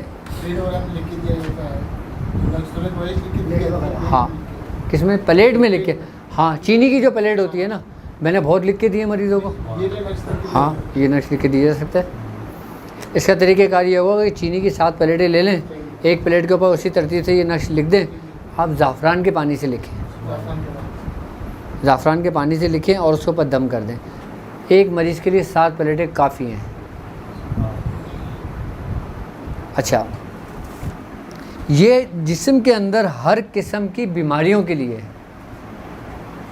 اچھا, اگر تم چاہتے ہو نا کہ تمہاری روحانیت میں ترقی ہو, یا تمہارا دل نہیں لگ رہا ہو پڑھنے میں, یا تمہیں اکتاہٹ سے محسوس ہونے لگے, یا تمہارا دل کی کیفیت ہے نا کہ یار یہ تو کس چکر میں پڑ گیا, یہ تو کیا لکھ رہا ہے, کتنا پڑھ رہا ہے. اب کوئی شخص سورہ قریش پڑھ رہا ہے, اس کو 3 گھنٹے لگ رہے تھے, کبھی کبھی ایسا ہوتا ہے اس کو 6 گھنٹے لگ جاتے ہیں. اس کی زبان موٹی ہو جاتی ہے, اس کے ساتھ کیفیت ہو جاتی ہے. وہ یہی نقش لکھے اور خود پانی میں ڈال کے پی لے, سبحان اللہ. ختم ہو جائے گی. آپ اس نقش کے ذریعے آپ نے تمام کام کر سکتے ہو.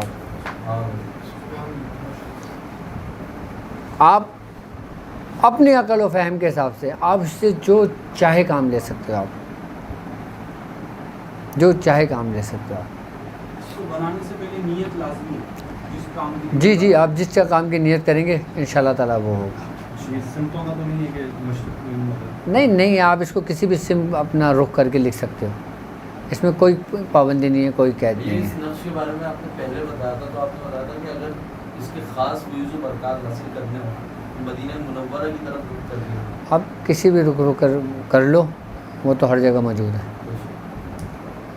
بس رمضان میں اپنے 3 دفعہ لکھنے میں کہا, تو رمضان کا مہینے اسٹارٹ ہونے میں اس سے پہلے 9 دفعہ یا 5 دفعہ لکھنے یا تھوڑا 3 دفعہ. اگر ایوان کے نقش کی زکوٰۃ آپ کی پوری ہو گئی, آپ اس کی جب چاہے شروع کر سکتے ہو, کل سے کر سکتے ہو.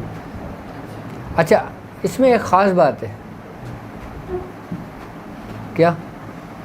اس نشق کو اگر ہم طاق تاریخ سے شروع کریں گے نا تو ہمیں پریشانی اور رکاوٹ نہیں آئے گی،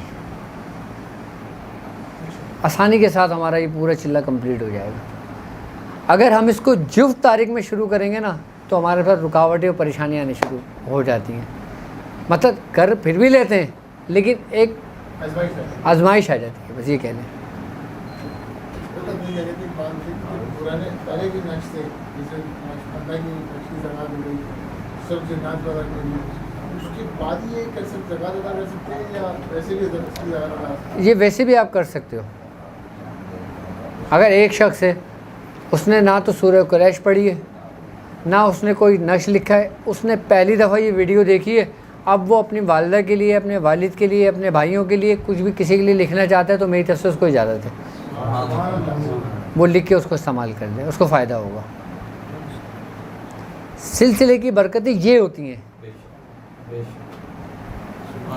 سلسلے کی برکتیں صرف ان لوگوں کے لیے نہیں ہیں کہ جو ان کے ساتھ رہتے ہیں، ان کے ساتھ چلتے ہیں، ان کے ساتھ سفر کر رہے ہیں۔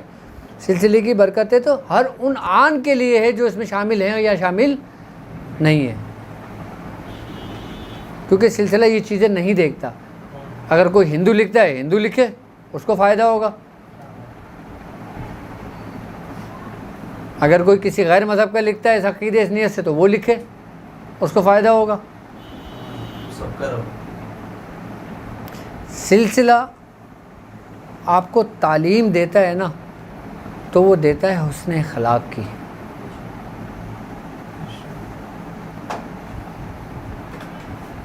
کیا آپ کافر کو بھی کافر نہیں کہہ سکتے؟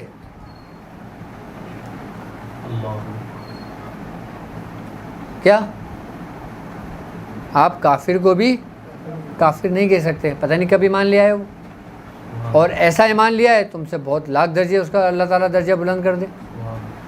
وہ تو تمہارے رب کے اختیار میں ہے نا، یہ فیصلے تو اس کے ہیں نا، تمہارے تھوڑی ہیں۔ تم نے اپنا کام کرنا ہے، جو کرتا رہے۔ اب تمہارے پاس کوئی بھی آئے، تم اپنی مرضی سے تو نہیں کر رہے نا، تمہیں تمہارے رب نے مخصوص کیا ہے نا۔ اب تمہارے پاس کوئی اگر شخص آتا ہے تو اس میں تمہارا کمال ہے۔ اگر تمہارے پاس کوئی آتا ہے، کوئی تم سے سبق لیتا ہے، کوئی تم سے سیکھتا ہے، کوئی تم سے پوچھتا ہے، تم اس سے پوچھو گے کہ تو ہندو ہے، تو مسلمان ہے، تو سنی ہے، تو شیعہ ہے، تو دیوبندی ہے، تو اہل حدیث ہے، پوچھو گے اس سے۔ اگر آپ اس سے پوچھو گے تو آپ اپنی ذات کو لے کر آ رہے ہو، اس کا مطلب ہے تم نے اپنی انا کو ابھی ختم نہیں کیا ہے، تو پھر تمہارے اندر فیض کیسے آئے گا؟ ہمارے اندر فیض اس وقت جاری ہوگا کہ جب ہمارے اندر سے انا ختم ہو جائے گی۔ ہو سکتا ہے جو ہندو آپ کے پاس آئے، آپ سے سبق لے، اس کی برکت سے اللہ اس کے دل میں ایمان ڈال دے۔ کیوں؟ آپ کو تو نہیں پتا نا۔ اب خواجہ خواجگان حضرت خواجہ معین الدین چشتی رحمۃ اللہ علیہ، آپ کی سوانح حیات اٹھا کے پڑھیں، آپ کی زندگی میں ہندوؤں کی کثیر تعداد آیا کرتی تھی۔ آپ نے کبھی کتاب میں پڑھا ہے کہ آپ نے کسی کو اٹھا کے بھگا دیا؟ کیوں؟ ان کو شریعت نہیں پتہ تھی کیا؟ بتاؤ مجھے۔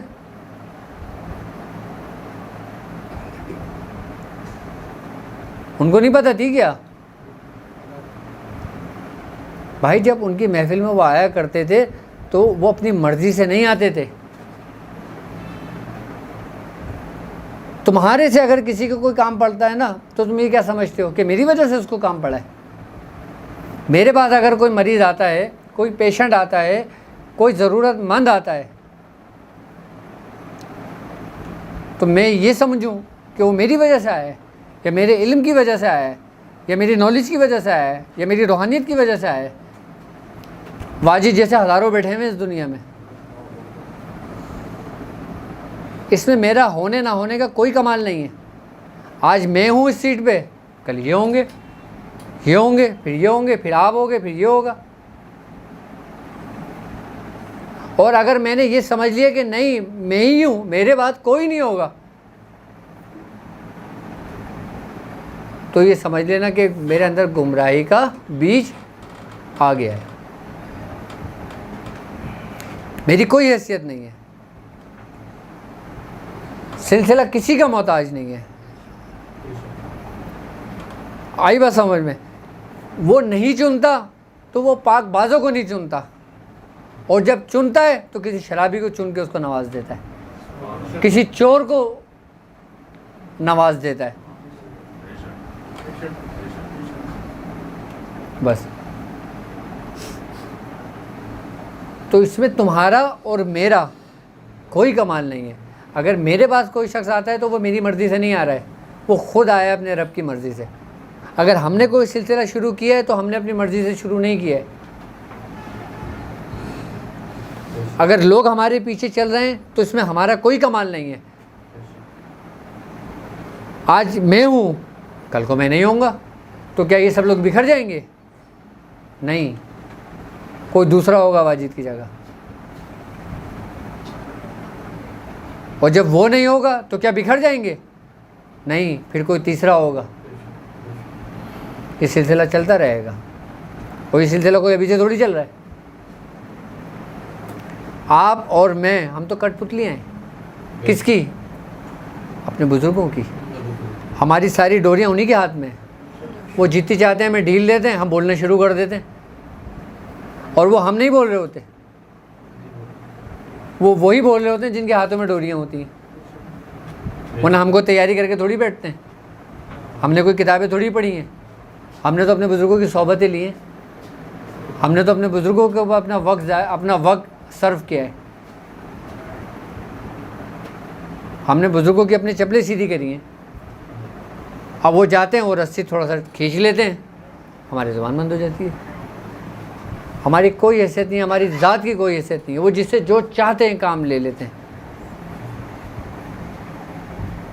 وہ کسی کے محتاج نہیں ہے, اور سلسلہ کسی کا محتاج نہیں ہوتا. اگر کوئی شخص یہ سمجھتا ہے کہ جی میں اگر یہ سلسلہ چلا رہا ہوں, سلسلہ چل رہا ہے, اگر میں نہیں ہوتا تو یہ سلسلہ, تو وہ سمجھ لیں کہ وہ بزرگوں کا نہیں, وہ شیطان کا سلسلہ چلا رہا ہوتا ہے. آج آپ بڑی بڑی گدیوں پہ چلے جائیں, بڑی بڑی خانقاہوں پہ چلے جائیں, جب تک ان بزرگوں کے اندر, ان سجادہ نشینوں کے اندر, ان جو وہاں کے ماتحت محتمم ہوتے ہیں ان کے اندر عاجزی اگر تم دیکھو, انکساری اگر تم دیکھو, محبت اگر تم ان میں دیکھو, اخلاق اچھا ان میں دیکھو, تو تم وہاں بیٹھو, نہیں تو تم اٹھ جاؤ. نہیں تو تم چاہے وہ کتنے ہی کامل کیوں نہ ہو, چاہے وہ کتنا ہی کامل کیوں نہ ہو اپنے وقت کا, آپ اٹھ جاؤ وہاں سے. کیوں؟ کیونکہ سرکار دو عالم صلی اللہ علیہ وآلہ وسلم نے آپ نے فیصلہ کر دیا, آپ نے فرما دیا کہ تم میں سب سے بہترین شخص وہ ہے جس کا اخلاق سب سے بلند ہے, سب سے اچھا ہے. اور سرکار دو عالم نے فرمایا کہ تم اپنے لیے جو چیز پسند کرتے ہو وہی چیز اپنے بھائی کے لیے پسند کرو, اور اگر تم اپنے بھائی کے لیے پسند نہیں کرتے تو اس کا مطلب ہے تم سیدھے راستے پر نہیں. آپ اپنے اندر صرف عاجزی, انکساری اور اچھا اخلاق اپنا لینا, آپ یقین کریں کہ آپ کے اندر اللہ اور اس کے رسول اور اس کے ولیوں کی محبت ایسے پیدا ہوگی, ایسے پیدا ہوگی کہ آپ اپنے آپ کو دیکھ کے رش کریں گے.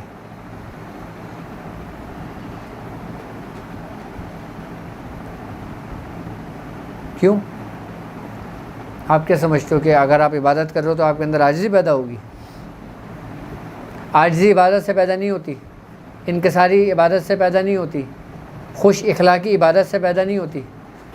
یہ یہودیوں میں بھی بہت اچھے اخلاق ہوتے ہیں, عیسائیوں میں بھی بہت اچھے اخلاق ہوتے ہیں, ہندوؤں میں بھی بہت اچھے اخلاق ہوتے ہیں, ہر مذاہب میں بھی بہت اچھے اخلاق ہوتے ہیں.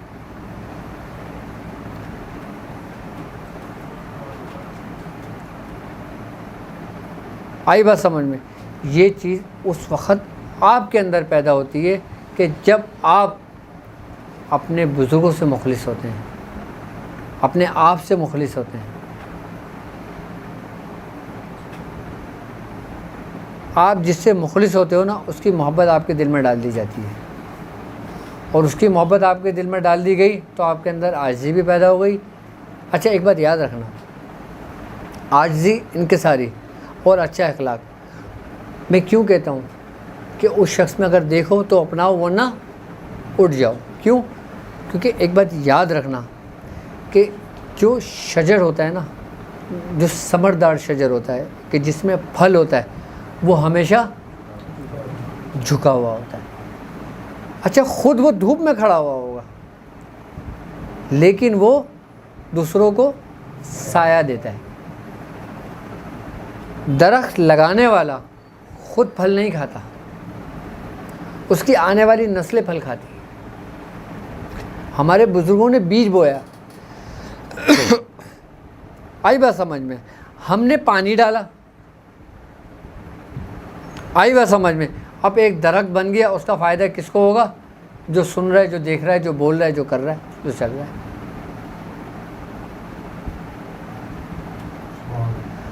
ہر بندے کا کوئی نہ کوئی کام ضرور ہے، وہ کسی نہ کسی کام کے لیے ضرور پیدا ہوا ہے، کوئی بھی بلا وجہ پیدا نہیں ہوا ہے، لیکن جس کام کے لیے ہم پیدا ہوئے ہیں نا، ہم وہ اس کام سے غافل ہو گئے۔ ہم یہ سمجھتے ہیں کہ رات کو جلدی سونا، صبح اٹھنا، 5 وقت کی نماز پڑھنا، صبح کام پہ جانا، اپنے بیوی بچوں کے لیے لے کر آنا، اور پھر شاپنگ کرنا، اور پھر دعوتیں اٹینڈ کرنا اور سو جانا، صرف یہی ہماری زندگی ہے۔ یا اگر ویکینڈ ہو جائے تو رشتہ داروں میں ملنے چلے جانا۔ کیا ہم اس کام کے لیے پیدا ہوئے ہیں؟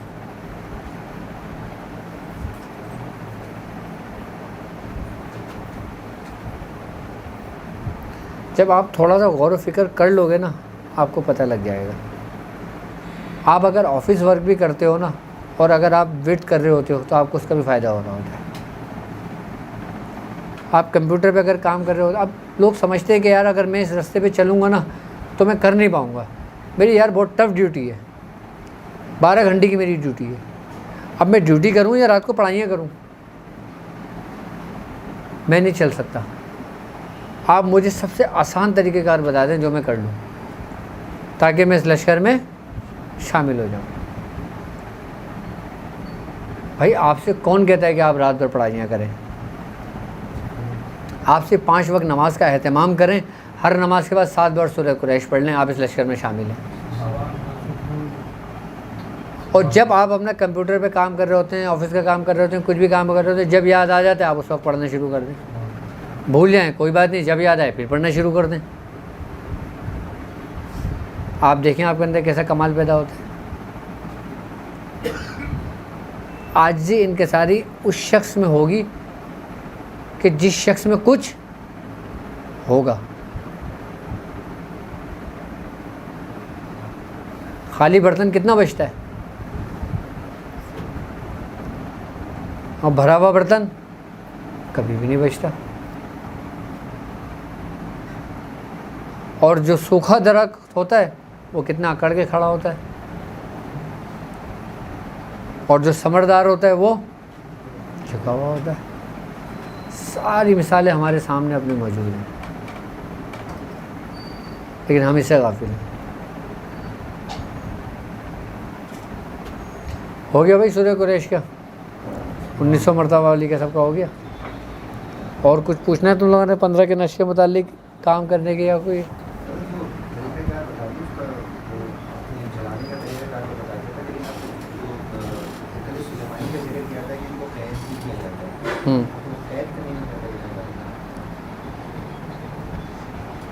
اس کے لیے تھوڑا سا رک جاؤ، میں سمجھا دوں گا تمہیں،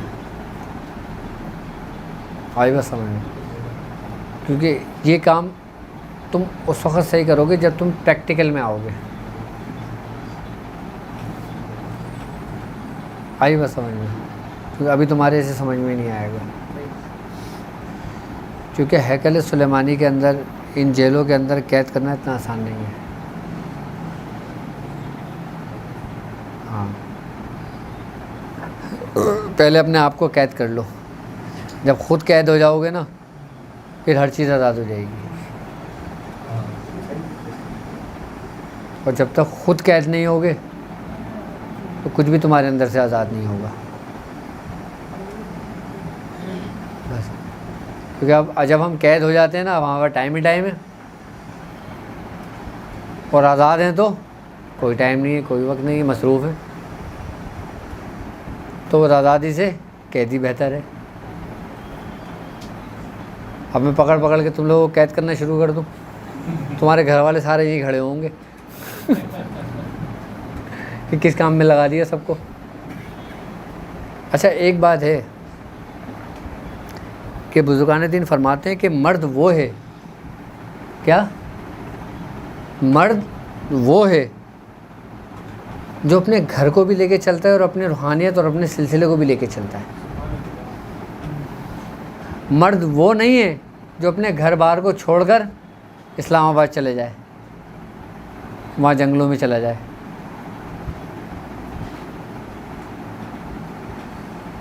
کیا؟ جنگلوں بیابانوں میں چلے جائے. اب دیکھو بزرگان دین گئے ایک حد تک، لیکن واپس لوٹے تو کہاں آئے؟ اپنے گھر. شادی بھی کی، بیوی بچے بھی ہوئے، پھر پوری ایک نسل چلی، اور پھر ان سے ایک سلسلے خانوادے چلے، اور ایسے خانوادے چلے جن کا آج بھی فیض ہے. ہر سلسلے کے اندر کسی نہ کسی ایک بزرگ نے ایسی ریاضت کی ہوئی ہوتی ہے کہ جس کی 7 پشتوں کی اولادوں تک فیض ہوتا ہے. اور بعض بزرگ تو ایسے ہیں کہ جن کی قیامت تک آنے والی اولادوں میں فیض ہوگا، جیسے بابا فرید حضرت مسعود گنج شکر رحمۃ اللہ علیہ. آپ کا فیض قیامت تک آپ کی اولادوں میں ہوگا، چاہے آپ کی اولادیں جس حال میں بھی ہوں، وہ فیض ان کے اندر موجود ہوگا. صرف ایک شخص کی ریاضت میں، ایک شخص کے بارگاہ قبولیت میں.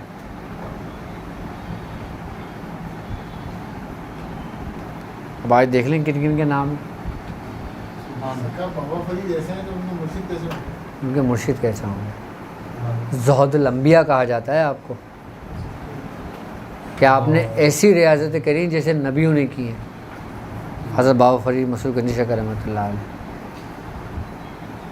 آپ کی ریاضتیں آپ کو بتاؤں نا، آپ کا کلیجہ دہل جائے. آپ کے بچے کا وصال ہو گیا، لوگوں نے بتایا کہ حضرت آپ کے بیٹے کا وصال ہو گیا، آپ نے کہا انا للہ و انا الیہ راجعون، اللہ کی مرضی، جاؤ اس کو دفنا دو. جا کے کہا حضور دفنانے کے لیے پیسے بھی نہیں ہیں کفن دفن کے لیے. آپ نے فرمایا یہ میری چادر ہے، اس میں لپیٹ کے دفنا دو، جاؤ، ہمارے پاس بھی کچھ نہیں ہے.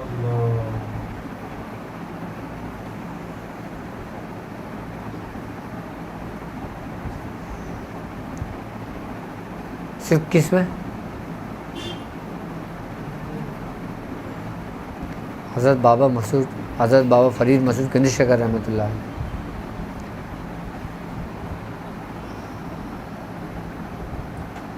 ایک دفعہ رمضانوں کی بات ہے، میں چشتیہ سلسلے کا ایک ذکر کر رہا تھا، ایک عمل کر رہا تھا. تو اس میں نے حضرت بابا فرید مسعود گنج شکر رحمۃ اللہ علیہ کی زیارت کی تھی. اس میں نے زیارت کی تھی. تو اس وقت میں نے یہ دیکھا تھا کہ آپ بیٹھے ہوئے اور خربوزہ کاٹ رہے ہیں آپ اپنے ہاتھ سے، حضرت بابا فرید مسعود گنج شکر اللہ علیہ. تو میں بھی بیٹھا ہوں، میرے ساتھ کچھ لوگ بھی بیٹھے ہوئے ہیں. اچھا آپ نے مجھے 2 یا 3 مجھے کاش کاٹ کے دیے اپنے ہاتھ سے، اور آپ نے کہا اس کو کھا لو. اچھا میں سوچ رہا ہوں، میں نے کہا میرا تو روزہ ہے. کیا؟ میرا تو روزہ ہے.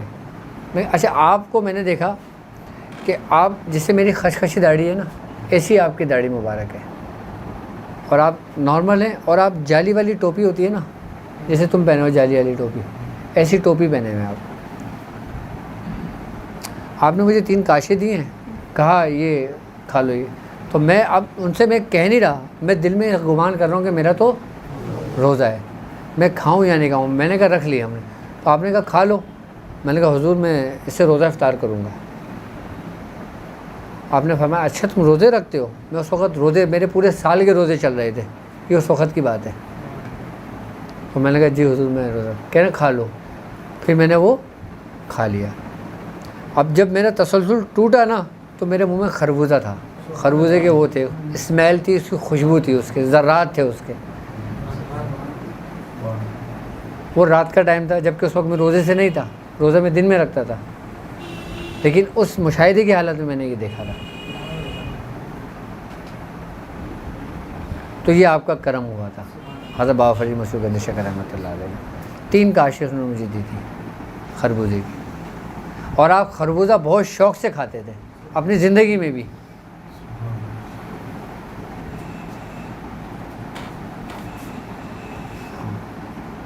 اور ایک روایت میں ہے کہ آپ خربوزہ بہت شوق سے کھاتے تھے اور آپ کھا نہیں پاتے تھے. تو لوگوں نے کہا حضور آپ خربوزہ کیوں نہیں کھاتے؟ آپ نے فرمایا مجھے یہ نہیں پتا کہ سرکار دو عالم نے کس طرح کھایا تھا اس کو. ایک روایت یہ بھی آتی ہے آپ کی. لیکن خربوزہ آپ کو بہت پسند تھا.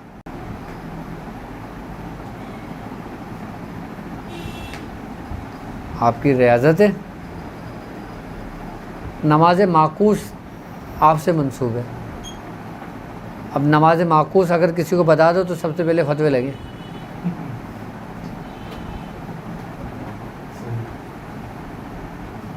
ہاں آپ کو نماز معکوس کی بات کر رہے ہیں. ہاں سے ریاضت والا آپ نے جو تعلیمات کی ہوئی ہیں، اور کس کی؟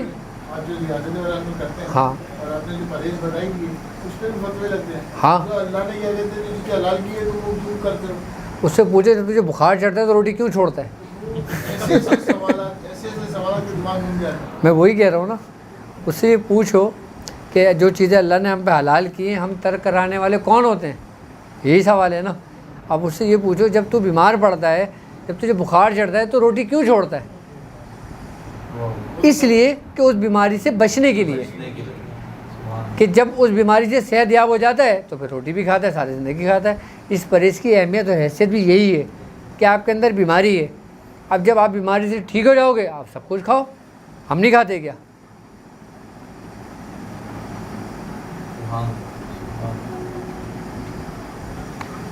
ایک عورت اپنے بچے کو لے کر حضرت سیدنا شیخ عبد القادر جیلانی رحمۃ اللہ علیہ کی بارگاہ میں آئی. کہنے لگی حضور میں اپنے بیٹے کو آپ کے سپرد کرتی ہوں، آپ اس کی تعلیم و تربیت کریں. میں نے اس کو بڑے لاڈ پیار سے پالا ہے، اور وہ بچہ جو تھا وہ امیر زادے کا بچہ تھا. آپ نے فرمایا اچھا اس کو ان بچوں میں بٹھا دو جو بیٹھے ہوئے، چلو بھائی پڑھو. وہ سب پڑھنے لگے. چلے گا، ماں چلی گئی، رہنے لگی. اب کچھ دنوں بعد بچی کی حالت تھوڑی کمزور ہونے لگی بچی کی. اب ماں بچے سے پوچھے بیٹا تو کھاتا کیوں نہیں؟ کہہ رہا ماما میرا پرہیز ہے. کیا؟ تو ماں بولتی کس چیز کا پرہیز ہے؟ کہا بابا نے کہا ہے پرہیز کرنے کو کہ تمہیں گوشت نہیں کھانا. کیا نہیں کھانا؟ گوشت نہیں کھانا. اچھا ماں کو بڑا وہ ہوا. ماں 1 دن برداشت کری، ماں 2 دن برداشت کری. اب ماں ہے نا اس کو بالکل بھی برداشت نہیں ہوا. وہ کہنے لگی کون سے بابا ہیں جنہوں نے پرہیز گوشت بند کر دیا، میں خود جاتی ہوں. اب جب وہ آپ کے پاس گئے، دسترخوان لگا ہوا تھا، آپ مرغ کھا رہے تھے. کیا کھا رہے تھے؟ اب اس عورت نے دیکھا وہ ہکا بکا رہ گئی. اب آپ مرغ کھا کے ہڈیاں ایک جگہ جمع کر رہے تھے. سب لوگ دسترخوان پہ مرغ کھا رہے تھے اور کچھ لوگ پرہیز میں تھے، وہ بیچارے ان کو سرو کر رہے تھے اور اپنی ریاضتوں میں لگے ہوئے تھے، اور کچھ لوگ دسترخوان پہ مرغ کھا رہے تھے. اب وہ ہڈیاں سب جمع ہوئے ہیں. اب اس عورت نے دیکھا، وہ آئی، اس نے کہا حضور آپ کیسے ہیں؟ آپ نے دوسروں کو پرہیز میں ڈالا ہوا، خود آپ مرغ کھا رہے ہیں. آپ نے اس کو گردن اٹھا کے دیکھا. آپ نے کہا کون ہے مائی تو؟ کہا میں نے اپنے بچے کو آپ کے سپرد کیا، میں نے اس کو بڑے نازوں سے پالا تھا، آپ نے اس کا کیا حال کر دیا؟ آپ نے اس کو دیکھا، آپ نے کہا اچھا تیرا بچہ گوشت کھائے گا گیا؟ تیرا بچہ اس قابل ہو گیا کہ گوشت کھائے؟ وہ آپ نے ساری ہڈیاں جمع کرائیں. آپ نے کہا کم باذن اللہ. وہ مرغا اٹھ کے بیٹھ گیا ہڈیاں. آپ نے کہا جب تیرا بیٹا اس قابل ہو جائے نا تو گوشت کھا لے، وہ نہ جائے یہاں سے.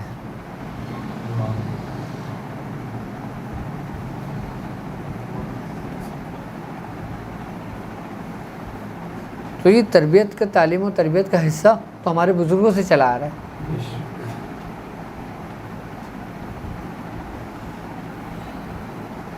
اور جو ان کے راستے پر ہے ان کو فیض ہے، اور جو ان کے راستے پر نہیں ہے لیکن ارادہ رکھتا ہے اس کو بھی فیض ہے، اور جو ریاضت و محنتیں نہیں کرتا محبت رکھتا ہے اس کو بھی فیض ہے۔ ہاں، اگر کوئی شخص ایک مرتبہ ہی روزانہ سورہ قریش پڑھ لیتا ہے اس کو بھی فیض ہے۔ اب ایک مرتبہ تو ایک بچے بھی پڑھ لیتا ہوگا روزانہ۔ تمہارا کوئی دن ایسا نہ گزرے کہ جس میں تم نے ایک مرتبہ بھی سورہ قریش نہ پڑھی ہو۔ جس دن تمہارا دن ایسا گزرا سمجھ لو کہ تم نے اپنی زندگی کو ضائع کر دیا۔ انسان ایک دفعہ تو پڑھ ہی لیتا ہے نا، کیوں؟ جس دن اگر ایک مرتبہ نہیں پڑھا اس دن تمہاری زندگی کا وہ دن ضائع ہو گیا اور اس کا کفارہ ادا نہیں ہو سکتا۔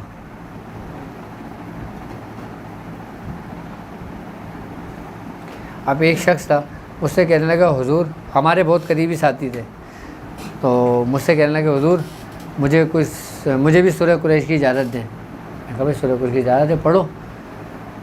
کہنے کتنی پڑھوں؟ میں کہا 70 بار پڑھ لو۔ کہہ رہا حضور 70 بار نہیں ہوگی، نہیں پڑھی جاتی، میں اور بھی سبق ہے۔ میں نے کہا اچھا تم ایک کام کرو، پھر تم نے صرف 4 دفعہ پڑھنا ہے، کیا؟ اور 40 دن پڑھنا ہے، اور اگر اس دن کوئی گیپ آ جائے نا تو میرے پاس نہیں آنا پھر، کیا؟ کہہ رہے ٹھیک ہے، پڑھنا شروع کر پابندی کے ساتھ۔ کچھ دن گزرے، دن نکل گیا، پھر اچانک یاد آ گیا، پھر پڑھ لیا، پھر اچانک یاد آیا ہے، پھر وہ 4 دفعہ پورا نہیں ہوا۔ ہاں تو مجھ سے کہیں حضرت آپ چھوڑ دیں، مجھے بتا دیں گے اچھا بھائی تم پڑھ لیا گا جتنا آسان ہے۔ پھر اسے 40 دن کا، پھر آج پورے مہینوں ہو گئے اس کو پڑھتے ہیں، پابندی کے ساتھ پڑھتا ہے۔ تم جو پڑھتے ہو نا تو اس میں تمہارا کمال نہیں ہے کہ تمہیں اللہ توفیق دیتا ہے تو تم پڑھتے ہو، اور یہ تمہارا قبولیت ہے تو تمہیں توفیق مل رہی ہے۔ یہ میں نہیں کہتا، یہ میاں حضور فرماتے ہیں۔ تمہاری کامیابی کی علامت یہی ہے کہ تمہیں دوسرے دن پڑھنے کی توفیق مل رہی ہے اور تمہیں اس کا فیضان جاری ہے تمہارا اس سے، ٹھیک ہے؟ اور کسی نے کچھ پوچھنا ہے؟ آوان کے آگے ابھی کچھ مزید کرنا ہے؟ ایوان کے بعد یہ بتایا تو ہے، ہاں نا، یہ نش آپ اس کی زکوٰۃ ادا کر لو رمضان میں، تو اس کی نقش کی زکوٰۃ ادا کرو، اس کی تو اور ہی برکت ہے، یہ چیریٹی کے حوالے کسی بھی ٹائم کر لو۔ رمضان المبارک 313 رکھو بھی رمضان میں ویسے ٹائم مختصر ہوتا ہے، اگر ٹائم ہے تمہارے پاس تو تم 11 سے 11 شروع کر لو۔ ہاں 313 پڑھو، باقی کوشش کرو کہ چلتے پھرتے اٹھتے بیٹھتے اس کی تعداد کو مکمل کر لو۔ ہاں کر لو، اس کو کوئی ایشو نہیں ہے اس کا۔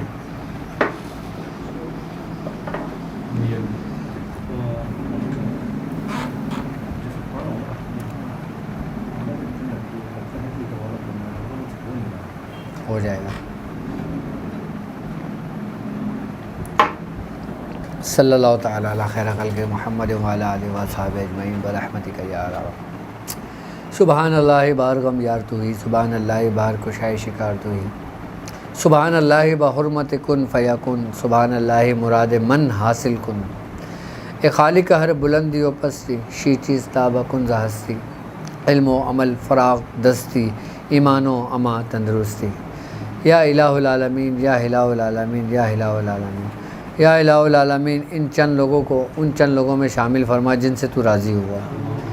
یا الہ العالمین حاسدین کے حسد سے محفوظ فرما، یا الہ العالمین جادو کے شر سے محفوظ فرما، یا الہ العالمین نظر بد سے محفوظ فرما، یا الہ العالمین دشمنوں کے شر سے محفوظ فرما، یا الہ العالمین اپنے ماں باپ کا فرما بردار بنا، یا الہ العالمین اپنے شیخ کا فرما بردار بنا، یا الہ العالمین اپنے بزرگوں کے راستے پہ چلنے کی صحیح توفیق عطا فرما، یا الہ العالمین سرکار دو عالم صلی اللہ علیہ وآلہ وسلم کی سنت پہ عمل کرنے والا بنا، یا الہ العالمین جو بیمار ہیں انہیں صحت تندرستی عطا فرما، یا الہ العالمین جس شخص نے جس دعا کے لیے کہا ہے باری تعالیٰ اس کی نیک تمناؤں کو نیک خواہشات کو پورا فرما، یا الہ العالمین ہمیں سلامتی کے ساتھ رمضان میں داخل کرنے کی توفیق عطا فرما۔